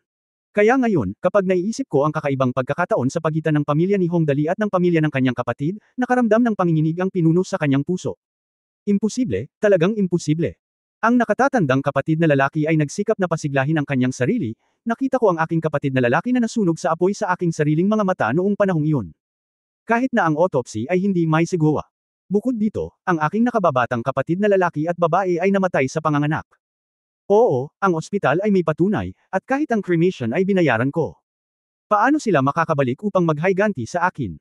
Sa pag-iisip nito, sa wakas ay nakaramdam ng kaunting kalmado ang pinuno. Mariin niyang ipinilig ang kanyang ulo at sinabi sa sarili, kalimutan mo na ito, bumalik muna tayo. Kailangan kong ipagpatuloy ang pagbagsak ng merkado sa stock market bukas. Kung ang stock market ay ginawa ng maayos sa pagkakataong ito, ang aking mga benepisyo ay malaki. Kahit na mabaygo, hindi ko ito magagawa. Ang paglipat sa Estados Unidos, pagkatapos ng lahat, daan-daang bilyon na ang kinikita ko ngayon. Saan ako mabubuhay ng iba? Tungkol naman sa Black Dragon Hall, hindi mahalaga kung magagawa ko ito o hindi. Pagkatapos ay naisip niya ito muli at nagngangalit ang kanyang mga ngipin, kung tungkol dito. Hong Dali, feeling ko sobrang kakaiba ang itsura niya, lalo na yung babaeng bodyguard. Natatakot ako na gumawa siya ng masama sa hinaharap at hindi ko siya mapanatili. Kailangan kong humanap ng pagkakataon na patayin siya para maiwasan ang mga gulo sa hinaharap. Sa desisyong ito sa kanyang isipan, sa wakas ay nakadama ng kagaanan ang pinuno. Mas mabuti. Matapos ang taong ito ay labis na matakot, ang susunod na bagay na kailangan niyang gawin ay magpahinga hanggat maaari. Sa pag-iisip nito, ang nangungunang kapatid na lalaki ay nagbago ng direksyon at nagmaneho sa isa sa pinakasikat na underground na pribadong club sa Shen City. Ang dahilan kung bakit ito ay nasa ilalim ng lupa ay dahil ang mga prinsesa doon ay kabilang sa mga pinakamahusay sa Shen City. Simula sa 50,000 sa isang gabi, mas maganda sa 100,000. Huwag maniwala, ang lahat ng mga prinsesa dito ay modelo level, at sino man sa kanila ay hindi maaaring maging mas masahol pa kaysa sa isang bituin sa pelikula. Shui Lingxi, sa loob ng villa ni Hong Dali. Matapos ipakita kay Lola Wu, bumalik si Hong Dali sa silid na mag-isa, isinara ang pinto at hindi alam kung ano ang kanyang ginagawa. Si Tang Moxon at Li Nianwei ay nakaupo sa kama sa kwarto. Nagpout si Tang Moxon at Bam Ulong, Sister Nianwei, masama ang pakiramdam ko. Napakaawa ni Dali noong bata pa siya. Well, yes, Bam Antong hininga din si Li Nianwei, ang young master ay talagang nakakaawa. Tiyak na napakalungkot niya noong bata pa siya. Sister Nianwei, naisip ni Tang Moxon. Matapos mag-isip sandali, bigla niyang sinabi, paano mo nasabi na namatay ang mga biolohikal na magulang ni Dali? Mukhang napakabuting tao si Tio Liu na iyon. Napakabuting tao. Ito ay maaaring ituring na pinakamalaking pakinabang ng pagbisita natin sa orphanage sa pagkakataong ito, tama ba? Mahirap sabihin, ngunit ayaw niya, ngunit talagang umiling si Li Nianwei at sinabing, naisip ko rin noong una, ngunit pagkatapos pag-isipan ito ng mabuti sa pagkakataong ito, tila hindi ito ganoon ka-simple. Medyo kakaiba itong si Uncle Liu. Chapter 1255, wow haha, dalhin mo dito ang bagong lansiyang. Medyo kakaiba. Paano mo nasabi? Nagulat na sabi ni Tang Moxon, Sister Nianwei, bakit mo sinasabing kakaiba siya? Sa tingin ko ay napakabait niya. Siya ay may mabuting paraan ng pagsasalita, disente, at napakamagalang at pamantayan din. Isang matagumpay na tao. Ang pagkikita ni Uncle Liu ngayon ay talagang nag-iwan ng magandang impresyon kay Tang Moxon, kaya't si Tang Moxon ay labis na na-curious sa mga salita ni Li Nianwei. Paano magiging kakaiba ang gayong tao? Zinksan, pag-isipan mo ito, nag-isip sandali si Li Nianwei, inayos ang kanyang mga salita, at pagkatapos ay dahan-daang sinabi ni Uncle Leo na ang mga biolohikal na magulang ni Dali ay kanyang sinumpaang mga kapatid. Tama ba? Well, tama. Tumango si Tang Moxon at sinabing, mabuti para sa ama ni Dali na magkaroon ng ganoong sinumpaang kapatid. Oo, maganda iyan, ngunit may natuklasan akong kakaiba, sabi ni Li Nianwei. Zinksan, sabihin mo sa akin, ito. Si Tio Liu ba ay isang napakamagalang at matagumpay na tao? Kung pareho ang kanyang sinumpaang mga kapatid at ang kanyang asawa ay patay na, kung gayon sa lohikal na pagsasalita, dapat ba niyang palakihin ang anak ng kanyang sinumpaang kapatid? Kung totoo yun, napakaganda ng relasyon ng mga sinumpaang kapatid. Karaniwan, ang mga batang naiwan ng mga sinumpaang kapatid ay dapat kunin at palakihin. Pero hindi mo naman mapipilit to, di ba? Kakaibang tanong ni Tang Moxon, kung tutuusin, malaking pera ang kailangan sa pagpapalaki ng anak. Alam ko ito, at walang mali sa sarili nitong dahilan, napakunot ang noo ni Li Nianwei at sinabi, pero sa tingin mo, kung wala kang pakialam, okay lang na ipadala si Dali sa isang nursing home, pero okay lang na bisitahin siya ng regular, di ba? Pero halata naman na hindi alam ng young master na may ganoong tiyuhin, ibig sabihin ay hindi pa siya nakadalaw dito ngayon, Young master, hindi mo ba iniisip na kakaiba ang ugali niya? Hinawakan ni Tang Moxon ang kanyang baba, oo. Ito ay talagang kakaiba. Isang taong hindi nakita si Dali sa loob ng 20 taon ay biglang dumating. Ano ang ibig sabihin nito? Pakiramdam ko ay hindi ganoon kadali ang bagay na ito. Nag-isip sandali si Li Nianwei. At sa wakas ay nagtapos, marahil ay may isang bagay na nakatago dito, ngunit hindi ko alam kung tiyak. Siyempre, ang pinakamahalagang bagay ngayon ay kung paano namatay ang mga biolohikal na magulang ng young master. Sa tingin ko ay iniisip ito ngayon ng young master. Li Nianwei, tama iyan. Ito talaga ang iniisip ni Hong Dali sa sandaling ito. Nagkulong siya sa kwarto. Iniisip ang buong bagay. Hong Haoming, Lan Xiangkan. Si Hong Dali ay nakahiga sa kama mag-isa, binubulong ang dalawang pangalang ito. Binasa niya ang mga ito saglit, at pagkatapos ay nagsimulang mag-isip ng mabuti tungkol sa mga kaganapan ngayon. Ang hitsura ni Uncle Liu ay nalutas ang maraming bagay na hindi alam ni Hong Dali, at kaugnay nito. Nagdala rin ito ng higit pang mga bagay na gustong malaman ni Hong Dali ngunit hindi alam kung paano malalaman. Paano namatay ang aking mga biolohikal na magulang? Ang pinakagustong malaman ni Hong Dali sa oras na ito ay ang bagay na ito. Pumanaw na ang biological parents ko, pero paano sila namatay? Aksidente sa sasakyan, natural na kalamidad, o dahil sa isang bagay? At bakit hindi niya alam na si Uncle Liu ang sinumpaang kapatid ng kanyang ama? Mayroon bang nakakagulat na lihim na nakatago dito? Ang lahat ng ito ay nagpagulo kay Hong Dali. Medyo hindi siya sigurado kung saan magsisimula. Habang iniisip niya ito, may kumatok sa pinto, at sinabi ni Tang Moxon sa labas ng pinto, Dali. Pwede ba akong pumasok? Pumasok ka. Sumagot si Hong Dali, ang pinto ay naka-unlock. Hindi nagtagal, binuksan ni Tang Moxon at Li Nianwei ang pinto nang sabay na pumasok. Dali, napag-isip-isip lang namin ni Ate Nianwei na may mali sa araw na ito. Mukhang hindi ganoon kadali ang tito mo. Oh, bakit? Sabihin. Tanong ni Hong Dali. Kaagad, sinabi ni Tang Moxon ang mga resulta ng pagsusuri nila ni Li Nianwei, at sa wakas ay nagtapos, Dali, ang Tio Liu na ito ay tila hindi ganoon kadali. Sinabi niya na siya ang sinumpaang kapatid ng iyong ama, ngunit tila mayroong isang bagay na hindi natin naiintindihan. Well, naisip ko rin ito. Tumango si Hong Dali at biglang ngumiti, ngunit muli, nahulaan na ba ninyo ang aking pagkakakilanlan? Siyempre, ngumiti si Tang Moxon. Hinalikan niya ito at sinabing, tinanong namin si Xiao Yu ng palihim. Ikaw na ang totoong ikaw ngayon, di ba? Matalino at mabait ka. Nagpapanggap ka lang na walang puso noon, di ba? Saan? Oo, ngumiti si Hong Dali, pagkatapos ay umiling, well, sa totoo lang gusto ko pa rin ang mga lumang araw, kapag ako ay napakawalang ingat at hindi na kailangang mag-isip ng anuman. Ito ay nakaka-relax. Young Master, payo ni Li Nianwei sa oras na ito. Said, huwag masyadong mag-isip, ganito na ang mga bagay, subukan mo lang ang iyong makakaya. Well, alam ko, tumango si Hong Dali at biglang sinabi, siguro dapat kong dalhin ang pick-up na lalaki dito at tawagan ito. Napakalinaw ni Hong Dali tungkol sa kawalang bisa ng mga computer ng mga lalaki sa pagkuha ng mga babae. Good idea. Kailan tayo babalik? Agad na nagtanong si Tang Moxon, kung darating siya, ang mga bagay ay dapat maging napakasimple. Babalik tayo ngayon, diretsyong tumayo si Hong Dali at sinabi, ito ay may gagawin pa ako kapag bumalik ako. Ah, anong problema? Curious na tanong ni Tang Moxon, may iba pa ba? Siyempre, nakangiting tumingin si Hong Dali kay Tang Moxon at sinabing, ano ang problema? Naaalala mo ba ang bagong Lansiang Urban Academy na itinayo namin doon sa labas ng bundok Tianjing? Sa pagkakataong ito, plano kong dalhin iyon. Hehe. Ang bagong Lansiang Urban Academy ay halos kalahati ang itinayo noong panahong iyon. Dahil ito ay konektado sa virtual network ng universo at pumasok sa space age, ito ay na-stranded. Iyon ang laboratorio ni Lin Chuyin. Marami sa mga pinaka-advanced na imbensyon sa mundo noong panahong iyon ay tumigil sa kalagitnaan. Ngayon na ang mundo ay konektado, ito ay isang napakahusay na pagpipilian upang ilipat ang Yulan-Siang Urban College dito. Hong Dali naisip na ang lokasyon, sa ilalim mismo ng Lingxi community sa water area na ito. Wow, hahaha. Tama, kung hindi mo sinabi sa akin, nakalimutan ko na iyon. Sumayaw si Tang Moxon, dalhin mo yan dito, tama lang na gamitin ito dito. Siya nga pala, dali, muling tanong ni Tang Moxon, tawagan mo si Sister Chuyin para pumunta din. Nakabisado na niya ang marami sa mga pinaka-advanced na teknolohiya sa universo, at ginagarantiyahan niyang pagbutihin ang teknolohikal na antas ng mundong ito sa ilang antas. Ito ay ganap na hindi posible. Ang kinakatakutan ko ay ang pag-iisip ng ganito, napapatay ng tao. Hindi ito gagana, mabilis na sumabad ni Hong Dali, kung hindi natin mapapabuti ang teknolohikal na antas ng mundong ito, may malaking mangyayari. Oh, tama na, tumanggo si Tang Moxon, okay, makikinig ako sa iyo. Kabanata 1256 na Burn Iron Man.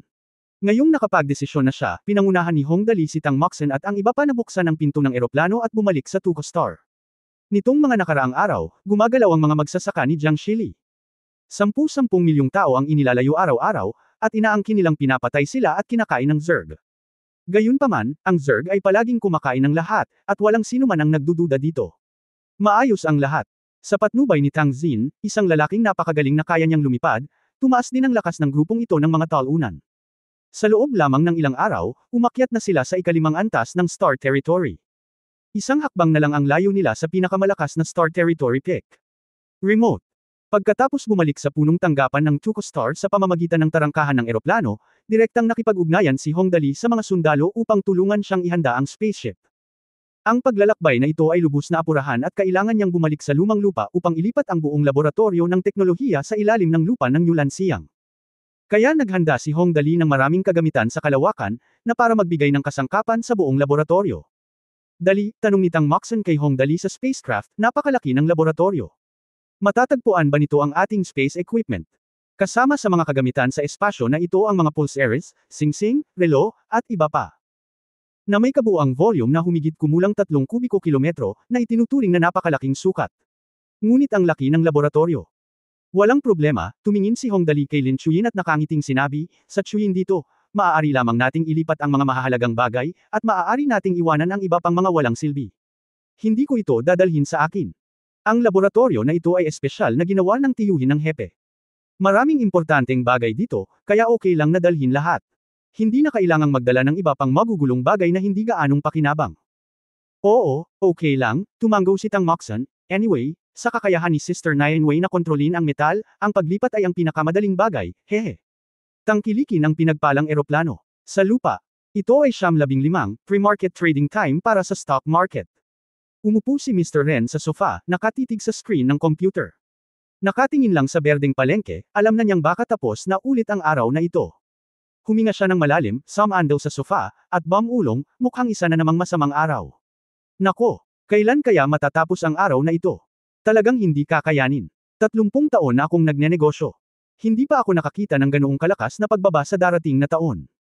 Napabuntong hininga siya sa emosyon. Ang stock market ay bumabagsak ng ganito, mga 6% araw-araw, na hindi kayang tiisin ng sinuman. Sure enough, habang iniisip niya ito, tumunog ang telepono. Binuhat ito ni Mr. Ren at laking gulat niya. Simple lang ang laman ng tawag.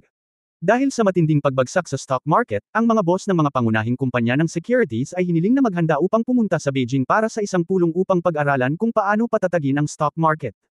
Pagkatapos ng lahat, ang patuloy na pagbagsak ng stock market ay nakakuha ng lubos na atensyon mula sa nangungunang pamamahala. Mukhang lahat ng mga hakbang na ginawa nitong mga nakaraang araw ay hindi naging epektibo. Ito ay kagyat. Sa pag-iisip nito, naisip muli ng isip ni Mr. Ren ang mobile phone ni Hong Dali ang malaking yaman dito. Marahil itong binata may solusyon ba? Ngumiti si Mr. Ren at umiling, 3 trilyon, ang taong ito ay talagang maraming pera. Iniisip ito. Umiling si Mr. Ren, kalimutan mo na ito. Huwag kang masyadong mag-usisa sa mga bagay na hindi ko dapat malaman. Ang pag-alam ng sobra ay hindi palaging isang magandang bagay. Umupo siya ng ilang sandali. Pagkatapos ay determinado akong umalis, inayos ang mga gamit ko at naghanda na para umalis. Ngunit bago umalis, hindi na mamali ni Mr. Ren ang numero ng telepono ni Hong Dali, ngunit walang sumagot. Pagkatapos mag-alinlangan sandali, tinawagan niya ulit si Han Songyang, Xiao Han, pabor ka sa akin. Kung makontak mo si Hong Dali, pakiusap na tawagan niya ako. Well, Oo, okay, salamat. Matapos iwan ang mga salitang ito, umalis si Mr. Ren sa opisina. Isa pang dimensyon, sa itaas ng lumang lupa. Sister Nianwei, halika na. Tumingin si Hong Dali sa laboratorio na lumulutang sa kalangitan at patuloy na nagyaya para kay Li Nianwei, dapat itong panatilihing buo. Huwag itong sirain, kung hindi, ito ay magiging napakahirap na ayusin. Huwag kang mag-alala, young master, walang magiging problema. Ngumiti si Li Nianwei. Nagising na niya ang kanyang mga kakayahan sa Shenglong Star, at ngayong wala siyang attribute compression field, madali niyang nagawa ang ganitong uri ng paglipat ng trabaho. Dali, ito na ba ang huling laboratorio? Nakangiting sabi ni Tang Moxon, handa na ba tayong bumalik pagkatapos nating lumipat? Well, aalis tayo kapag natapos na tayong lumipat. Nakita ni Hong Dali na na-install na rin ang huling laboratorio.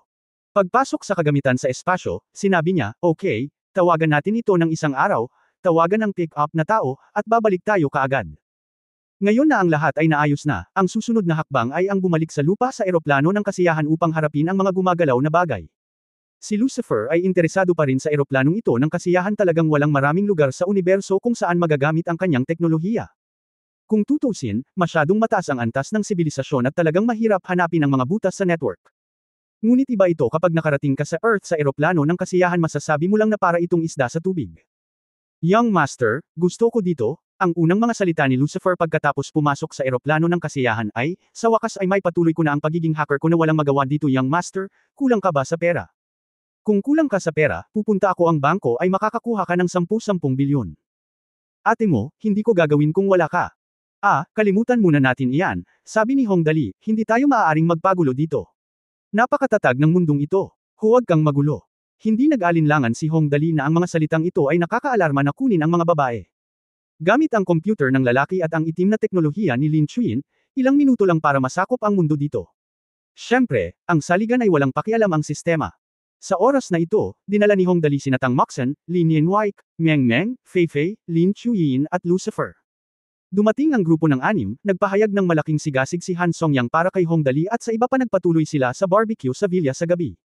Kuya Dali, ano ang susunod nating gagawin? Tanong ni Han Songyang, may kailangan ka ba? Mag-usap ka lang, hindi ka nagyayabang, wala naman tayong problema sa mga ordinaryong bagay dito.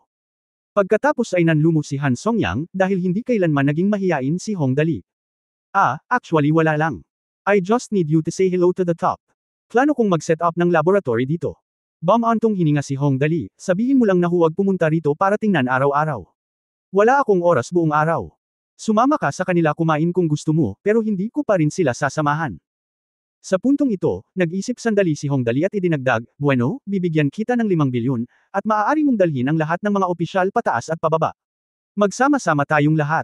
Isa lang ang hiling ko, kalayaan, huwag kang lalapit at tinta sa akin buong araw. Tingnan kung gaano kahanga-hanga ang mga salita ni Brother Dali. Humingi siya ng 5 bilyon. Ang halagang ito ng pera ay sapat na para sa isang deputy mayor level person para personal siyang tanggapin. Lahat. Okay, susubukan ko ang aking makakaya, nakita ni Han Songyang ang stock account ni Hong Dali. Para sa isang lalaki na may 3 trilyong yuan sa pribadong pera, ang 5 bilyon ay talagang hindi gaanong kung mayroon kang maliit na kaba ng 30,000 yuan, tiyak na hindi mo pakialam ang paggamit ng 50 yuan upang ipagpalit ang iba sa isang pagkain ng noodles, tama ba? Kaya dumiretso si Han Songyang para buksan ang relasyon. Sa panahong ito, kinuha ni Hong Dali ang mga gamit sa laboratorio mula sa mga kagamitan sa espasyo tulad ng Tinkerbell. Sa katunayan, sa kanyang layout, talagang gusto niyang dalhin ang dwarf rag at ang goblin na si Gordon. Oo, ang dalawang lalaki na ito ay madalas na may magagandang ideya. Ngunit pagkatapos ng pag-iisip tungkol dito, hindi pa rin binalak ni Hong Dali na maging isang terorista na gustong sirain ang mundo. Paano kung sumabog ang lugar na ito? Dali, nagsalita si Lin Chuyin sa oras na ito, ano ang kailangan mo dito? Matutulungan kitang gawin ito. Anyway, wala lang, hindi ko alam kung saan magsisimula. Bilang isang high-end na teknolohiyang geek na bumalik mula sa universo, si Lin Chuyin mismo ay may mababang emosyonal na katalinuhan, kaya siya ay medyo naliligaw. Dahil hindi niya alam ang gagawin dito. Gayunpaman, sa kanyang kasalukuyang teknolohiya, madaling bumuo ng isang anti-gravity spaceship. Kung maaari, hindi magiging mahirap na bumuo ng isang interstellar carrier. Ngunit sa pagkakataong iyon, maaaring hindi na makayanan ng mundo, bigla kang makakita ng hindi mo kakayanin kung ang interstellar carrier ay lumipad mula sa isang residential complex patungo sa universo, at pagkatapos ay lipulin ang buwan sa isang shot. Gawin mo lang muna ako ng isang set ng Iron Man armor, saglit na nag-isip si Hong Dali, dagdag pa sa isang high-end na sports car, sige, pag-isipan ko ito, gusto ko ng high-end na sports car na paaba at maaaring may iba't ibang kagamitan sa loob. Hihilingin ko kay Brother Han na kuhaan ako ng isang pinahabang bersyon mamaya. Kapag bumalik ang Rolls-Royce Phantom, gamitin ang pagbabagong iyon. Lola, matagal na nating pinag-uusapan ang Iron Man. Well, okay, walang problema. Tumango si Lin Chuyin, anong antas ng armas ang kailangan mo? Hindi ko talaga ito pinag-isipang mabuti. Hinawakan ni Hong Dali ang kanyang baba, anong antas sila? Pag-usapan muna natin. Pipili ako ng mas praktikal. Pagkatapos ay tumingin siya kay Lin Chuyin at idinagdag, magiging maayos ang mga masyadong makapangyarihan. Ang kapangyarihan ng mga armas ay nahahati sa 5 antas. Nagsimulang magpaliwanag si Lin Chuyin kay Hong Dali, ang kapangyarihan ng unang antas ay halos kapareho ng sa isang anti-tank missile. Ang ikalawang antas na sandata ay isang laser weapon. Madali itong makahiwas sa isang gusali. Ang level 3 na armas ay madaling makasira ng isang lungsod. Ang level 4 na sandata ay karaniwang makakapagpatag ng isang kontinente. Ang antas 5 na armas ay madaling sirain ang buwan. Isuot ito. Pagkatapos ay idinagdag din ni Lin Chuyin, ito ang pinakamababang antas ng armas sa kasalukuyan. Kahit na ang mas mataas na antas ng S-level ay madaling mapuksa ang isang kalawakan, ngunit hindi ko inirerekomenda ang paggamit nito. Yun. Kalokohan, magugunaw ang mundo kung gagamitin mo iyon. Si Hong Dali ay pawis na parang ulan, ang pangalawang antas ay sapat na. Hindi na kailangang tumaas pa, gusto ko pang mabuhay ng ilang taon pa. Okay. Tumango si Lin Chuyin, walang ekspresyon na tumayo, at sinabing, bilang material, pipiliin ko ang alpha alloy, ang pinakamagandang metal sa universo. Ang metal na ito ay humigit kumulang 40 beses na mas matigas kaysa sa mga diamante at makatiis ng 310 milyong degree ng init at hinding-hindi ito magiging deform kapag nabuo. Well, sobrang nasiyahan si Hong Dali sa plano ni Lin Chuyin burn Iron Man. Kabanata 1257 hindi matapat na Lin Chuyin. Ngayong nagawa na ang desisyon, simulan na natin. Sa kasalukuyang teknolohikal na lakas ni Lin Chuyin, kung gusto niyang bumuo ng isang set ng armor ng Iron Man, lalo na't ang bagay na ito ay maaaring i-reference sa pamamagitan ng mga pisikal na bagay sa pelikula, walang magiging problema. Kaya sa mga susunod na araw, ang New Blue Hong Dali ay patuloy na naglalabas ng mga bagay mula sa underground laboratory ni Ziyang. Anyway, kung may pera siya, hindi magiging problema ang magtayo ng villa sa community at kumuha ng mga tao para maghukay ng lupa. Sa lalong madaling panahon ng lahat ng mga pangunahing pang-eksperimentong kagamitan ay nasa lugar. Nararapat na banggitin na sa nakalipas na 2 araw, lahat ng malalaking departamento ng gobyerno ay dumating upang makita ito. Pagkatapos ng lahat, ito ay ang Diyos ng kayamanan, at ito ay kinakailangan upang suportahan ang kanyang siyentipikong pananaliksik.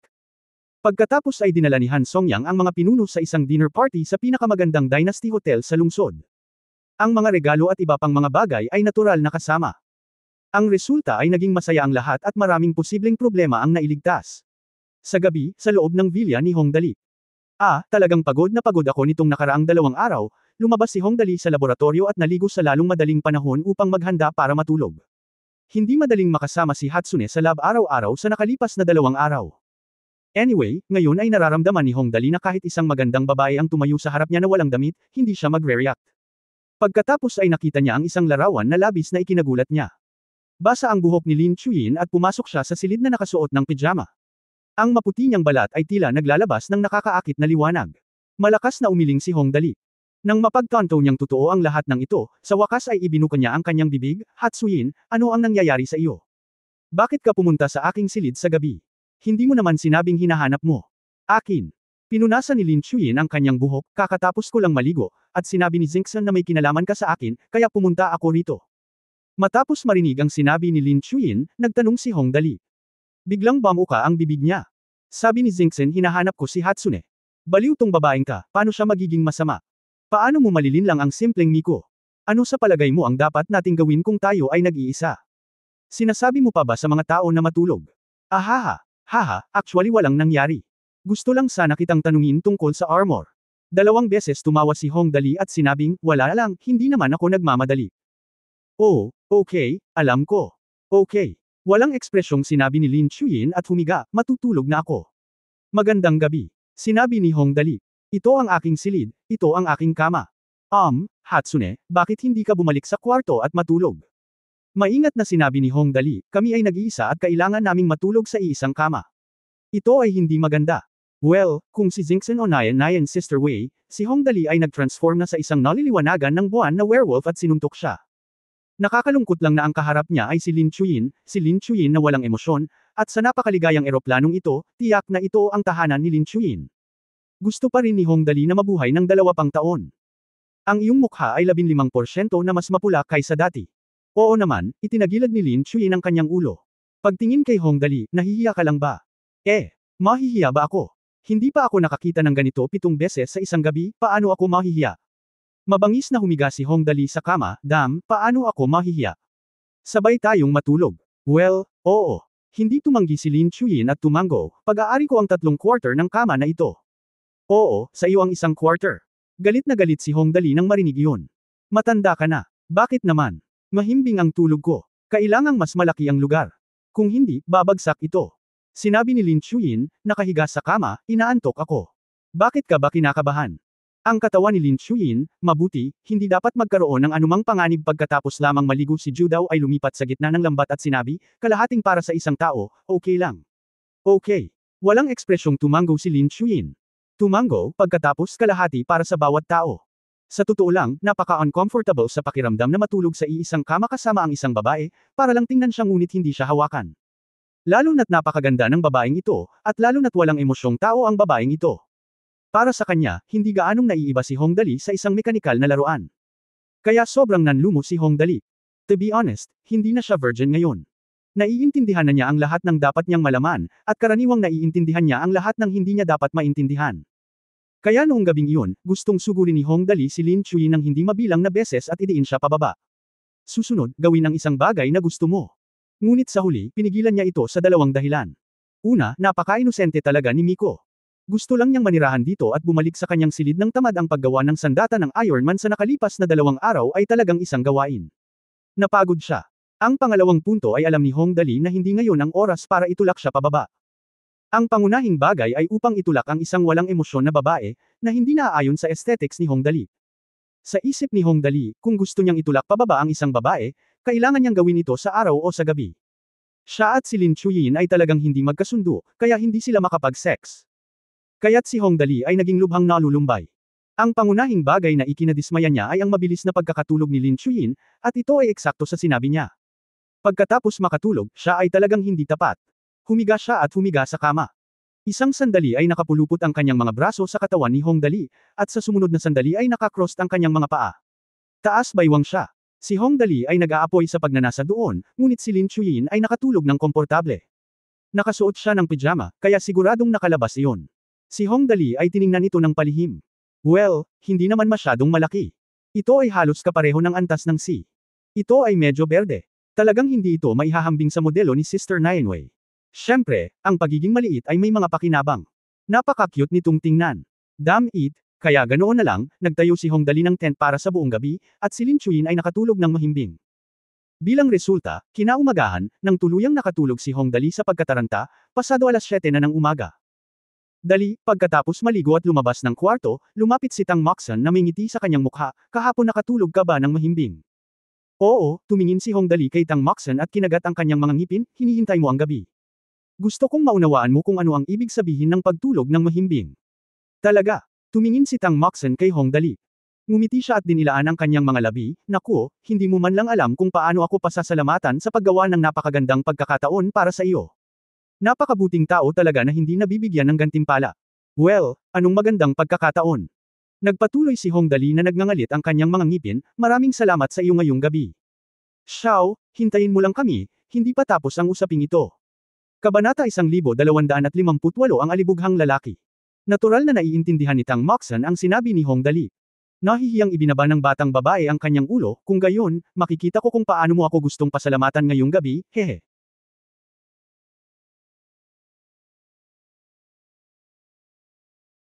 Hehe. Pagkasabi niya noon ay tumakbo ulit siya palayo. Ngayon, ang batang babae na ito, tuwang-tuwang dinilaan ni Hong Dali ang kanyang mga labi, mukhang hindi siya naturuan ng leksyon itong mga nakaraang araw. Well, naiintindihan mo. Pagkaraan ng ilang sandali ng kaguluhan, walang magawa si Hong Dali. Matapos mag-isip, diretso siyang tumakbo para hanapin si Lucifer. Sa nakalipas na 2 araw, bumaba pa rin ang stock market sa pang-araw-araw na limitasyon na 1,000 shares, at nanlaki ang mata ni Han Songyang at ng iba pa. Naramdaman din ni Hong Dali na hindi normal ang gayong pagbagsak, kaya nagpunta siya upang tanungin si Lucifer kung ano ang nangyayari. Paano ka naghahanda, pick-up guy? Lumapit si Hong Dali sa likuran ni Lucifer, tinapik siya sa balikat, at nagtanong, mukhang hindi na mapayapa ngayon. Pakiramdam ko ay may nanggugulo.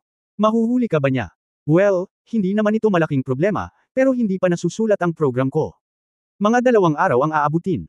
Ngumiti si Lucifer, nga pala, dali, titingnan ko kung ano ang ipinagagawa mo sa akin. Sinuri ko ito, at tila may mali. Oh, anong ibig mong sabihin? Naramdaman ni Hong Dali ang isang masamang pakiramdam sa kanyang puso, hiniling niya kay Lucifer na suriin ito ng mabuti. Tingnan ang impormasyon ng iyong mga magulang. Tingnan mo dito. Direktang binuksan ni Lucifer ang isang folder sa desktop, ito ang impormasyon tungkol sa Hong Haoming at Lan Xiangkan na hiniling mong suriin ko. Mabagal na sinabi ni Lucifer, nilusob ko ang database ng Ministry of Public Security ayon sa mga natuklasan, sa pangkalahatan ay walang mali sa teorya na ang 2 taong ito ay namatay. Si Hong Haoming ay namatay sa isang pagsabog ng gas habang nagluluto sa bahay, at si Lan Xiangkan ay nagdusa mula sa dystocia. Walang relasyon si Hong Dali sa 2 taong ito. Walang sinasabi. Ngunit si Lucifer ay may mataas na IQ pagkatapos ng lahat. Medyo nahuhulaan ko, pero hindi ko nasabi ng malinaw. Pero seryosong seryoso ako sa pag-check. Kaya maraming kakaibang impormasyon ang natagpuan. Sige, ituloy mo. Tumango si Hong Dali. May sinumpa ang kapatid si Hong Haoming na nagngangalang Liu Mengyi. Nagbukas si Lucifer ng isa pang interface. Sa pagkakataong ito ay isang larawan na may medyo komplikadong linya na iginuhit. Si Liu Mengyi at Hong Haoming ay may napakagandang relasyon, kaya napahinto ako pagkatapos suriin ang impormasyon ni Liu Mengyi, nakakita ako ng isang bagay na tila hindi karaniwan. Oh, anong ibig mong sabihin? Biglang naging seryoso si Hong Dali nang banggitin ito ni Lucifer. Sa totoo lang, ang Liu Mengyi na ito ay nag-iwan ng napakagandang impresyon sa kanya. Ngunit ngayon ay hiniling si Lucifer na mag-imbestiga, at tila napakalalim ng tubig dito. Sa madaling salita, noong mga 1995 iyon, dahan-daang itinuro ni Lucifer ang mapa ng ruta sa larawan, nakilala ni Liu Mengyi ang isang dayuhang negosyanteng nagngangalang Albert. Hindi ko ito masyadong inisip noong una, ngunit ang bagay na ito nangyari ito ilang sandali bago mamatay si Hong Haoming, kaya nasubaybayan ko ito, at ang resulta ay nagulat ako. Sabi mo, huminga ng malalim si Hong Dali. Sinabi sa kanya ng kanyang intuition. Ang bagay na ito ay hindi simple. Sa madaling salita, ang Albert na ito ay isang komersyal na espesyaliya. Dahan-daang sinabi ni Lucifer, pagkatapos niyang makilala si Liu Mengyi, medyo kakaiba ang timeline. Tingnan mo rito, itinuro ni Lucifer ang mapa ng ruta, pagkatapos mamatay si Haoming, si Liu Mengyi ay nakatanggap ng sponsorship na $1,000,000, at pagkatapos ay pumunta si Liu Mengyi sa kabisera, at ang kanyang relasyon kay Albert ay napakalapit. Sa madaling salita, nagsimula si Li Haoming Mengyi sa puntong ito. Mabilis. Ibig mong sabihin, itong si Liu Mengyi ang pumatay kay Hong Haoming. Ikinuyong ni Hong Dali ang kanyang mga kamao, gaano kalamang na si Liu Mengyi ay nagbigay kay Hong Dali ng magandang impresyon. Ngunit mas alam ni Hong Dali na hindi magsisinungaling si Lucifer sa kanya. Ang posibilidad ay hindi bababa sa 70%. Umiling si Lucifer at sinabing, ang pinakamahalagang bagay ay ang internet ay hindi pa masyadong binuo noong panahong iyon, at maraming data ang nawala. Pagkatapos ng lahat, maraming data ang hindi may pasok sa oras na iyon. Napakaraming bagay lamang ang mahahanap ko sa internet. Tama si Lucifer. Ang katapusan ng huling siglo ay nang lumitaw ang internet. Noong panahong iyon, ang operating system ay Windows 95 pa rin, at ang internet ay 64K mode dial-up pa rin. Well, napakunot ang noo ni Hong Dali at nag-isip sandali, kung ibibigay ko sa iyo ang numero ng mobile phone ni Liu Mengyi, maaari mo bang malaman ang iba pa niyang impormasyon? Napakaginhawang magkaroon ng numero ng mobile phone, kaya nag-aalala pa rin si Hong Dali tungkol dito. Napakaswerte. Mukhang maganda ang swerte ko. Maaari mong subukan ito, sabi ni Lucifer tungkol sa internet, at walang sinuman ang nang-ahas na sabihin na siya ay pangalawa. Ang pagkakaroon ng numero ng telepono ay natural na napakamaginhawa kung gusto mong tingnan ang lokasyon ng isang tao. Tinawagan ni Hong Dali ang telepono ni Liu Mengyi, ngunit mabilis na sumimangot, naka-off ito. Mukhang maingat ang taong ito, tumango si Lucifer, mahirap hanapin siya kung naka-block ang signal.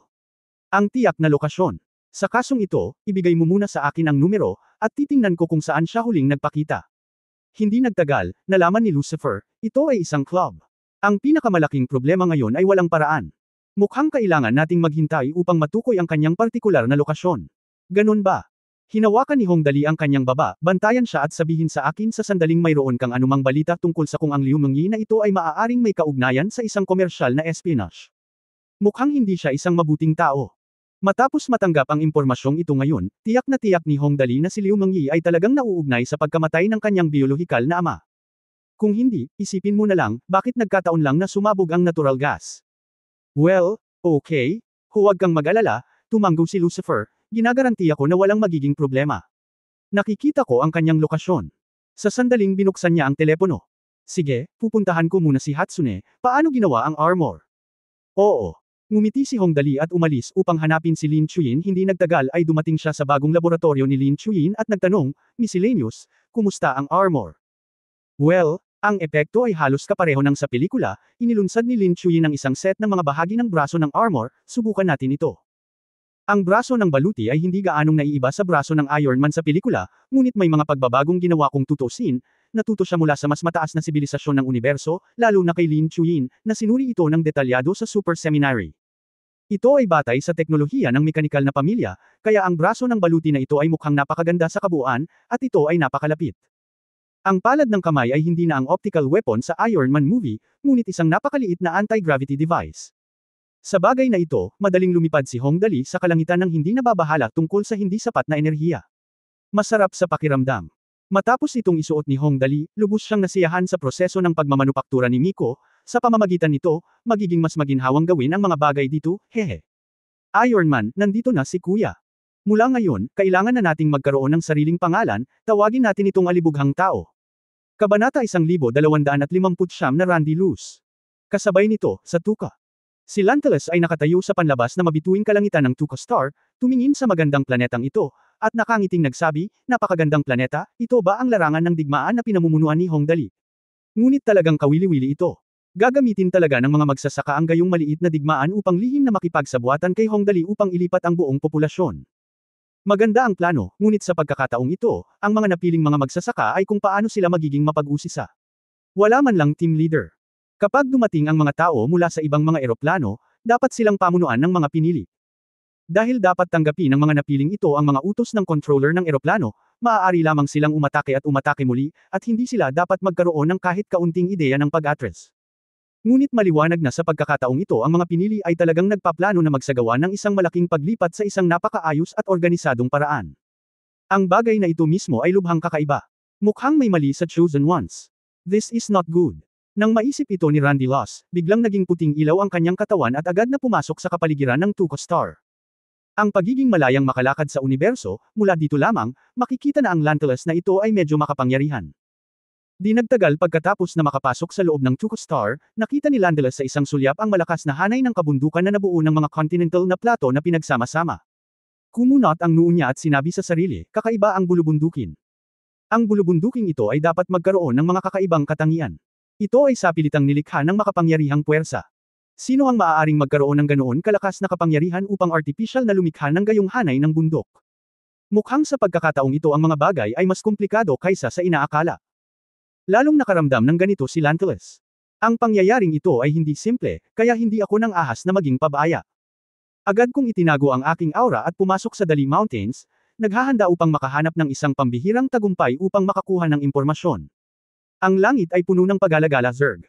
Maraming practitioner ang kumikilos sa makapangyarihang bundok, at si Lanteles ay nagpapanggap na isang napakaliit na karakter sa kanila. Lihim siyang lumipat patungo sa direksyon ng magsasaka. Ang kanyang bilis ay napakabilis, at hindi nagtagal bago niya narating ang kabilang panig ng Dali Mountains, na siyang bahagi ng mga magsasaka. Hindi nagtagal pagkatapos pumasok si Lanteles sa gilid na ito, nakasalubong niya ang isang magsasaka na nagpapatrolya sa kagubatan sa bundok. Siguro sanay na siya sa pakikitungo sa mga tao ni Hong Dali kamakailan. Nang makita ng magsasaka si Lanteles, hindi man lang siya kinabahan. Sa halip, ngumiti siya at nagtanong, "Kuya, matapang ka." Maglakas loob na tumawid sa linyang naghahati. "Gusto mo bang subukan?" Bago ito, tahimik nang sumang-ayon sina Hong Dali at Tang Xin na ang dalawang panig ay maaaring makipagkumpetensya sa mga maliliit na kompetisyon, kaya ang mga tao mula sa magkabilang panig ay bihirang kumilos ng direkta kapag sila ay nagkita. Ang cultivator na ito ay ilang beses nang nagkita noon, kaya hindi niya ito masyadong pinag-isipan. Sayang naman at hindi siya masyadong nag-isip, pero si Lanteles ang nag-isip. Haha, let's learn from each other. Okay, ngumiti si Lanteles at hakbang-hakbang na lumapit sa cultivator. Pagkalapit niya sa malayo ay bigla siyang sumugod sa kausap. Ang kanyang bilis ay napakabilis, at ang kanyang buong katawan ay naging isang daloy ng liwanag. Sa isang kisap mata, sumugod siya sa harap ng magsasaka. Agad na sunggaban ang leeg ng kalaban.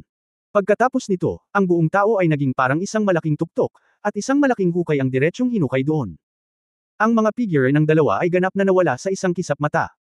Nahulaan na ni Lanteles bago kumilos na maaaring mayroong isang mahusay na tao sa mga magsasaka, kaya ang mga pagbabago sa kapangyarihan na nabuo sa pagitan ng kanyang paggalaw at pagbawi ay napakaliit. Ito ay lubhang hindi napapansin. Ilang sandali, kahit si Tang Xin, na nasa malayo sa kanyang palasyo at itinuturo ang mga alipores ni Hong Dali, ay hindi napansin ang paggalaw dito. Sa ilalim ng lupa, sa malaking kuweba na nilikha ni Landelas. Hoy, sabihin mo sa akin, sa tingin ko dapat mong malaman ang maraming impormasyon na gusto kong malaman, tama? Ngumiti si Landelas at tumingin sa cultivator sa kanyang harapan na ganap na hamarang sa kanyang kapangyarihan, sa inyong mga cultivator. Ano ang pangalan ng pinuno? Mamamatay ka ng masama. Gaano man katanga ang magsasaka, alam niyang ang kaharap niya ay tiyak na hindi isang ordinaryong magsasaka. Ano ang kanyang ideya? Kinagat niya ang kanyang mga ngipin at sinabing, si Sir Tang Xin ay tiyak na papatayin ka, tiyak. Tang Xin. Siya ba ang iyong pinuno? Hinawakan ni Lantelas ang kanyang baba at nag-isip sandali, pagkatapos ay nagsabi, bueno, ang kakaibang bulubundukin bago ako dumating ay malamang na nilikha ng Tang Xin na ito. Upang makalikha ng gayong bulubundukin ng isang tao, si Tang Xin ay talagang makapangyarihan. Kung gayon, ang mga napili sa inyo na mga magsasaka ay dapat na pinatay niya, tama ba? Ikaw, paano mo nalaman? Matapos marinig ang sinabi ni Lantelas, natigilan ang mga magsasaka. Hindi niya talaga akalain na ang kaharap niya ay makakapagpahinuha talaga ng ganoong bagay. Hindi mahirap hulaan, nakangiting sabi ni Lantelas, kung may mga pinili, tiyak na hindi ka nailipat ng ganito kaswabe. Well, mukhang mas masahol pa kaysa sa inaakala ko. Medyo mas komplikado ito. Una, pinatay ng Tang Xin na ito ang lahat ng mga pinili, at pagkatapos ay sadyang lumikha ng maliit na larangan ng digmaan. Sa panahong ito, nakipag-ugnayan siya sa mga lihim na kagamitang iyon sa Hong Dali na iyon. Good. To be honest, kung may hindi nag-report iniloko na kita haha. Sa oras na ito, nang marinig niyang sinabi ni Lantelas kay Tang Xin ang lahat ng tungkol sa kanyang plano, ganap na natapos ang magsasaka. Ay natigilan. Hindi niya maisip kung paano ito nahulaan ng taong ito. Dahil alam mo na ang lahat, bakit ka pumunta para tanungin ako? Medyo mahiyain na ang magsasaka. Napakalakas ng lalaking nasa harapan niya at napakabilis ng mga reaksyon niya. Ni hindi niya alam ang isasagot. Actually, gusto ko lang i-confirm. Pinag-isipan itong mabuti ni Lantelas. Sa kasalukuyan, tila walang espesyal na itatanong ang magsasaka, at ang tanging natitira ay ang mangolekta ng ebidensya. Tungkol naman sa totoong problema, pangunahing nakatuon ito sa lakas ni Tang Xin. Maaaring pagsamahin ng isang tao ang mga pamamaraan ng kontinente upang lumikha ng isang bulubundukin na may lakas ng isang tao. Kitang-kita na ang lakas ng gayong tao ay hindi malulutas ng kanyang sarili. Well, okay. Ngayong nakumpirma na, kinurot ni Landelas ang leeg ng cultivator gamit ang kanyang kamay, pinisil ito ng marahan, at agad na narinig ang isang gaba at nabali ang leeg ng cultivator at namatay siya sa lugar. Lahat ng mga erehe ay mamamatay. Huwag mo nang isipin na tumakas. Ang pagpatay sa isang magsasaka ay parang pagpatay ng langgam. Wala man lang emosyonal na pagbabago-bago, ngunit kung ano ang iniisip niya ngayon ito ay isa pang usapin, natatakot akong hindi ko malutas itong Tang Xin. Kapag bumalik ako upang hanapin ang pangkat ng mga tagapagpatupad ng batas na haharapin ito, para kay Hong Dali, naglakas loob siyang makipagsabwatan sa mga erehe sa eroplano ng pagtatanim, kaya madali ko itong haharapin. Bueno, ang pangunahing bagay sa mga araw na ito ay hindi siya makakatakas, kung kaya niyang makatakas. Pagtakas mula sa templo pagdating ng panahon, walang sinuman sa kanyang buong pamilya ang maliligtas. Kabanata 1260 Disaster. Ngayong nakapagdesisyon na siya kung ano ang kailangang gawin mamaya, bumalik si Landelas sa lupa at nagtago sa kakahuyan ng mga bundok. Hinintay lang niya si Hong Dali na makuha ang tiyak na ebidensya ng pakikipagsabwatan sa mga erehe sa cultivation plain. Magsimulang kumilos. Sa susunod na mga araw, matiyagang nagtago si Landelas sa kagubatan ng Dali Mountains ng Tuka Planet, naghihintay lamang upang makakuha ng tiyak na katibayan ng paglipat, at pagkatapos ay naghanda na bumalik sa punong tanggapan upang humiling ng mga tropa. Sa loob ng punong tanggapan ng Tuka Xinghong Dali Fang. Hindi ko alam kung nasaan ang lalaking si Dali nitong nakaraang 2 araw. Araw-araw siyang nawawala. Nakaupo sa sofa si Teniente General Lei Shei, nakasimangot at patuloy na hinahawakan ang kanyang noo, walang masama sa malaking paglipat. Ngayon natatakot ako na ang pangkat ng inspeksyon mula sa itaas ay bababa para mag-inspeksyon. Kapag natuklasan sila, ang mga kahihinatnan ay magiging napakaseryoso. Bilang isang mahusay na commander, si Teniente General Lei Shei ay talagang sumasang-ayon sa diskarte ni Hong Dali. Kung tutusin, walang gustong mamatay ang 10-10 bilyong tao para lang mapuno ng mga butas. Ngunit ang problema ay maaaring mahirap para sa banal na sugo na magpaliwanag. Kung maganda ang mood niya, ayos lang. Kung masama ang loob niya, malamang na magdulot siya ng malaking gulo kapag narinig niya ulit ang ganitong bagay. Bilang resulta, habang iniisip ko ito, bigla kong napansin na palihim na pumasok si Li Longfei. Pagkapasok niya sa pinto, nakita niya ang pinakaliblib na lugar, ibinaba ang ulo, at hindi alam kung ano ang kanyang ginagawa. Li Longfei. Ano ang ginagawa niyang palihim? Walang kamalay-malay na naramdaman ni Lei Shei na medyo hindi naaangkop ang ugali ni Li Longfei, at agad na lumabas upang makita kung ano ang ginagawa ni Li Longfei. Hindi nagtagal, natuklasan ni Lei Shay na si Li Longfei ay lihim na nakikipag-usap sa intercom. Ang nilalaman ng kanyang mga salita ay tila mga coordinate at iba pa. Longfei, sino ang kausap mo? Biglang nagsalita si Lei Shay mula sa likod ni Li Longfei, na ikinagulat ni Li Longfei. Di nagtagal ay napagtanto niya na malinaw na may mali, kanino mo iniuulat ang mga coordinate? Ang mga coordinate ng bawat lokasyon ng paglipat sa malakihang plano ng paglipat ay dapat panatilihing confidential. Pagkatapos ng lahat, ito ay isang bagay na may malaking kahalagahan. Ayaw manggulo ni Lei Shay, ngunit hindi niya inaasahan na si Li Longfei ang nagpapasa ng impormasyon. Ito ay Teniente General Lei Shay, nakita ni Li Longfei na nalantad ang bagay na iyon, kaya tumigil siya sa pagtatago at nakangiting sinabi, wala, iniulat ko lang ang mga partikular na coordinate ng malaking paglipat sa mas mataas, hehe. Sa itaas. Bahagyang sabi ni Lieutenant General Lei Shay. Kinaikit ang kanyang mga mata, koponan ng inspection. Tama iyan. Ngayong tapos na ang lahat, walang itinago si Li Longfei, naglakas loob si Hong Dali na makipagsabwatan sa kalaban. Palihim na takasan ang kalaban. Ang ganoong bagay ay isang bagay na ako, bilang isang profesional, naturally, hindi ko ito maaaring baliwalain, kaya nagpunta ako upang iulat ito sa pangkat ng inspection. Haha, Teniente General Lei Shay, talagang iminumungkahi ko ang iyong pag-iingat, ngunit iminumungkahi ko ang iyong pag-aalaga, ngunit iminumungkahi ko ang iyong pag-aalaga. Kung hindi, kung magagalit ang Panginoong Diyos, ang iyong posisyon ay mahirap harapin. Nang makitang talagang ginagawa ito ni Li Longfei, nagalit si Lei Shay, tinuro ang ilong ni Li Longfei at nagmura, napakatalo mo. Umakyat ka. Alam mo ba kung ano ang ginawa mo? Iyan ay 10 bilyon o kahit daan-daang bilyong tao. Mamatay. Dapat mamatay ang lahat. Dapat silang mamatay. Si Li Longfei ay hindi nagpakita ng kahinaan, lahat ng lumusab sa ating eroplano ay dapat mamatay. At ako, kung magulat ako ng may karapat-dapat, makikilala ako ng Panginoong Diyos na sugo at umakyat ng hakbang-hakbang. Kahit na, sa puntong ito, tumawa si Li Longfei at sinabing, baka kaya ko nang kunin ang iyong posisyon. Ha. Matapos makinig sa mga salita ni Li Longfei, huminga ng malalim si Teniente General Lei Shay. Galit na galit siya, galit na galit. Ngunit walang paraan. Kahit manloloko ang lalaking ito, hindi niya ito mahatulan sa krimen. Lalo na't halatang konektado siya sa pangkat ng inspector, at kahit na gusto niya itong patayin, wala siyang pagkakataon. Li Longfei, pagsisisihan mo ang ginawa mo, sigurado ako. Pagkatapos magsalita ng ilang salita, galit na lumabas si Lei Shay. Sa oras na ito, wala nang mahalaga. Ang talagang mahalaga, pagkatapos ng usaping ito. At kung ang usaping ito ay hindi mapangasiwaan ng maayos. Pagkatapos ay hindi na kailangang alalahanin si Li Longfei. Saan nagpunta ang bastard dali na ito? Pagkatapos umalis sa command center, si Lei Shay ay nag-aalalang itinadyakan ang kanyang mga paa, ang bastos na ito, iniulat siya ni Li Longfei, at ang iba ay okay lang, ngunit wala akong magagawa tungkol sa pangkat ng inspection. Lalo na't mayroong isang banal na sugo sa itaas. Ito. Madali para sa iba na hawakan, ngunit ang problema ay kung personal na magsasalita ang banal na sugo tungkol sa bagay na ito, wala siyang magagawa. Lola, subukan ang iyong makakaya, lihim na nagngangalit si Lei Shay, bilasan mo at sabihin sa pamilyang Hong na tumakas. Kapag kumilos na ang pangkat ng inspection, hindi ito maliit na problema, at maaaring humantong sa isang malaking kapahamakan. Sa totoo lang, sinabi ni Lei Shay na galit nga. Nahawakan ni Hong Dali ang bagay na ito ng napakahusay at perpekto. Kung tutuusin, ang mga magsasaka na ito ay pawang tao, at madali silang pakisamahan. Napakalaking merito na ilipat sila at mamuhay ng tahimik sa eroplanong ito. Kung tutuusin, mas mabuting umiwas sa kamatayan kaysa mamatay, at ang mga magsasaka na ito ay hindi naman talaga nakagawa ng anumang labis na labis. Sa makatuwid, si Teniente General Lei Shay ay lubos na sumusuporta sa pribadong paglipat ni Hong Dali ng mga magsasaka na ito. Ngunit ang Li Longfei na ito ay talagang inilantad ang lahat para sa kaluwalhatian ng militar. Sa pag-iisip nito, agad na sumakay si Lei Shay sa spaceship at direktang nag-teleport sa Shenglong Star Realm.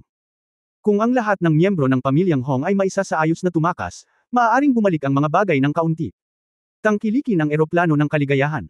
Sa susunod na 2 araw, ang stock market ay nag-iba ng higit at mas marahas, na umaabot sa limitasyon araw-araw. Sa loob lamang ng ilang araw, ang halaga sa pamilihan ay muling sumangga ng higit sa 10 trilyon. Sa oras na ito, hindi lamang mga mamumuhunan ang nagpanik, ngunit ang lahat ay nagpapanik. Ilang beses tinawagan ni Mr. Ren si Hong Dali, at talagang nababalisa siya. At sa sandaling ito, sa wakas ay nakakuha ako ng ilang magandang balita, iyon ay, ang programa ng hacker ni Lucifer ay naisulat sa wakas. Young Master, tiningnan ni Lucifer ang IP address sa screen ng computer. Ngumiti siya at sinabing, nahanap na lahat ng IP address ng mga account na yun na involved sa crash. To be honest, siguradong magugulat ka sa resulta, hehe. May balita na ba? Biglang lumiwanag ang mga mata ni Hong Dali, bilis. Sabihin mo sa akin, ano ang balita? End of this chapter.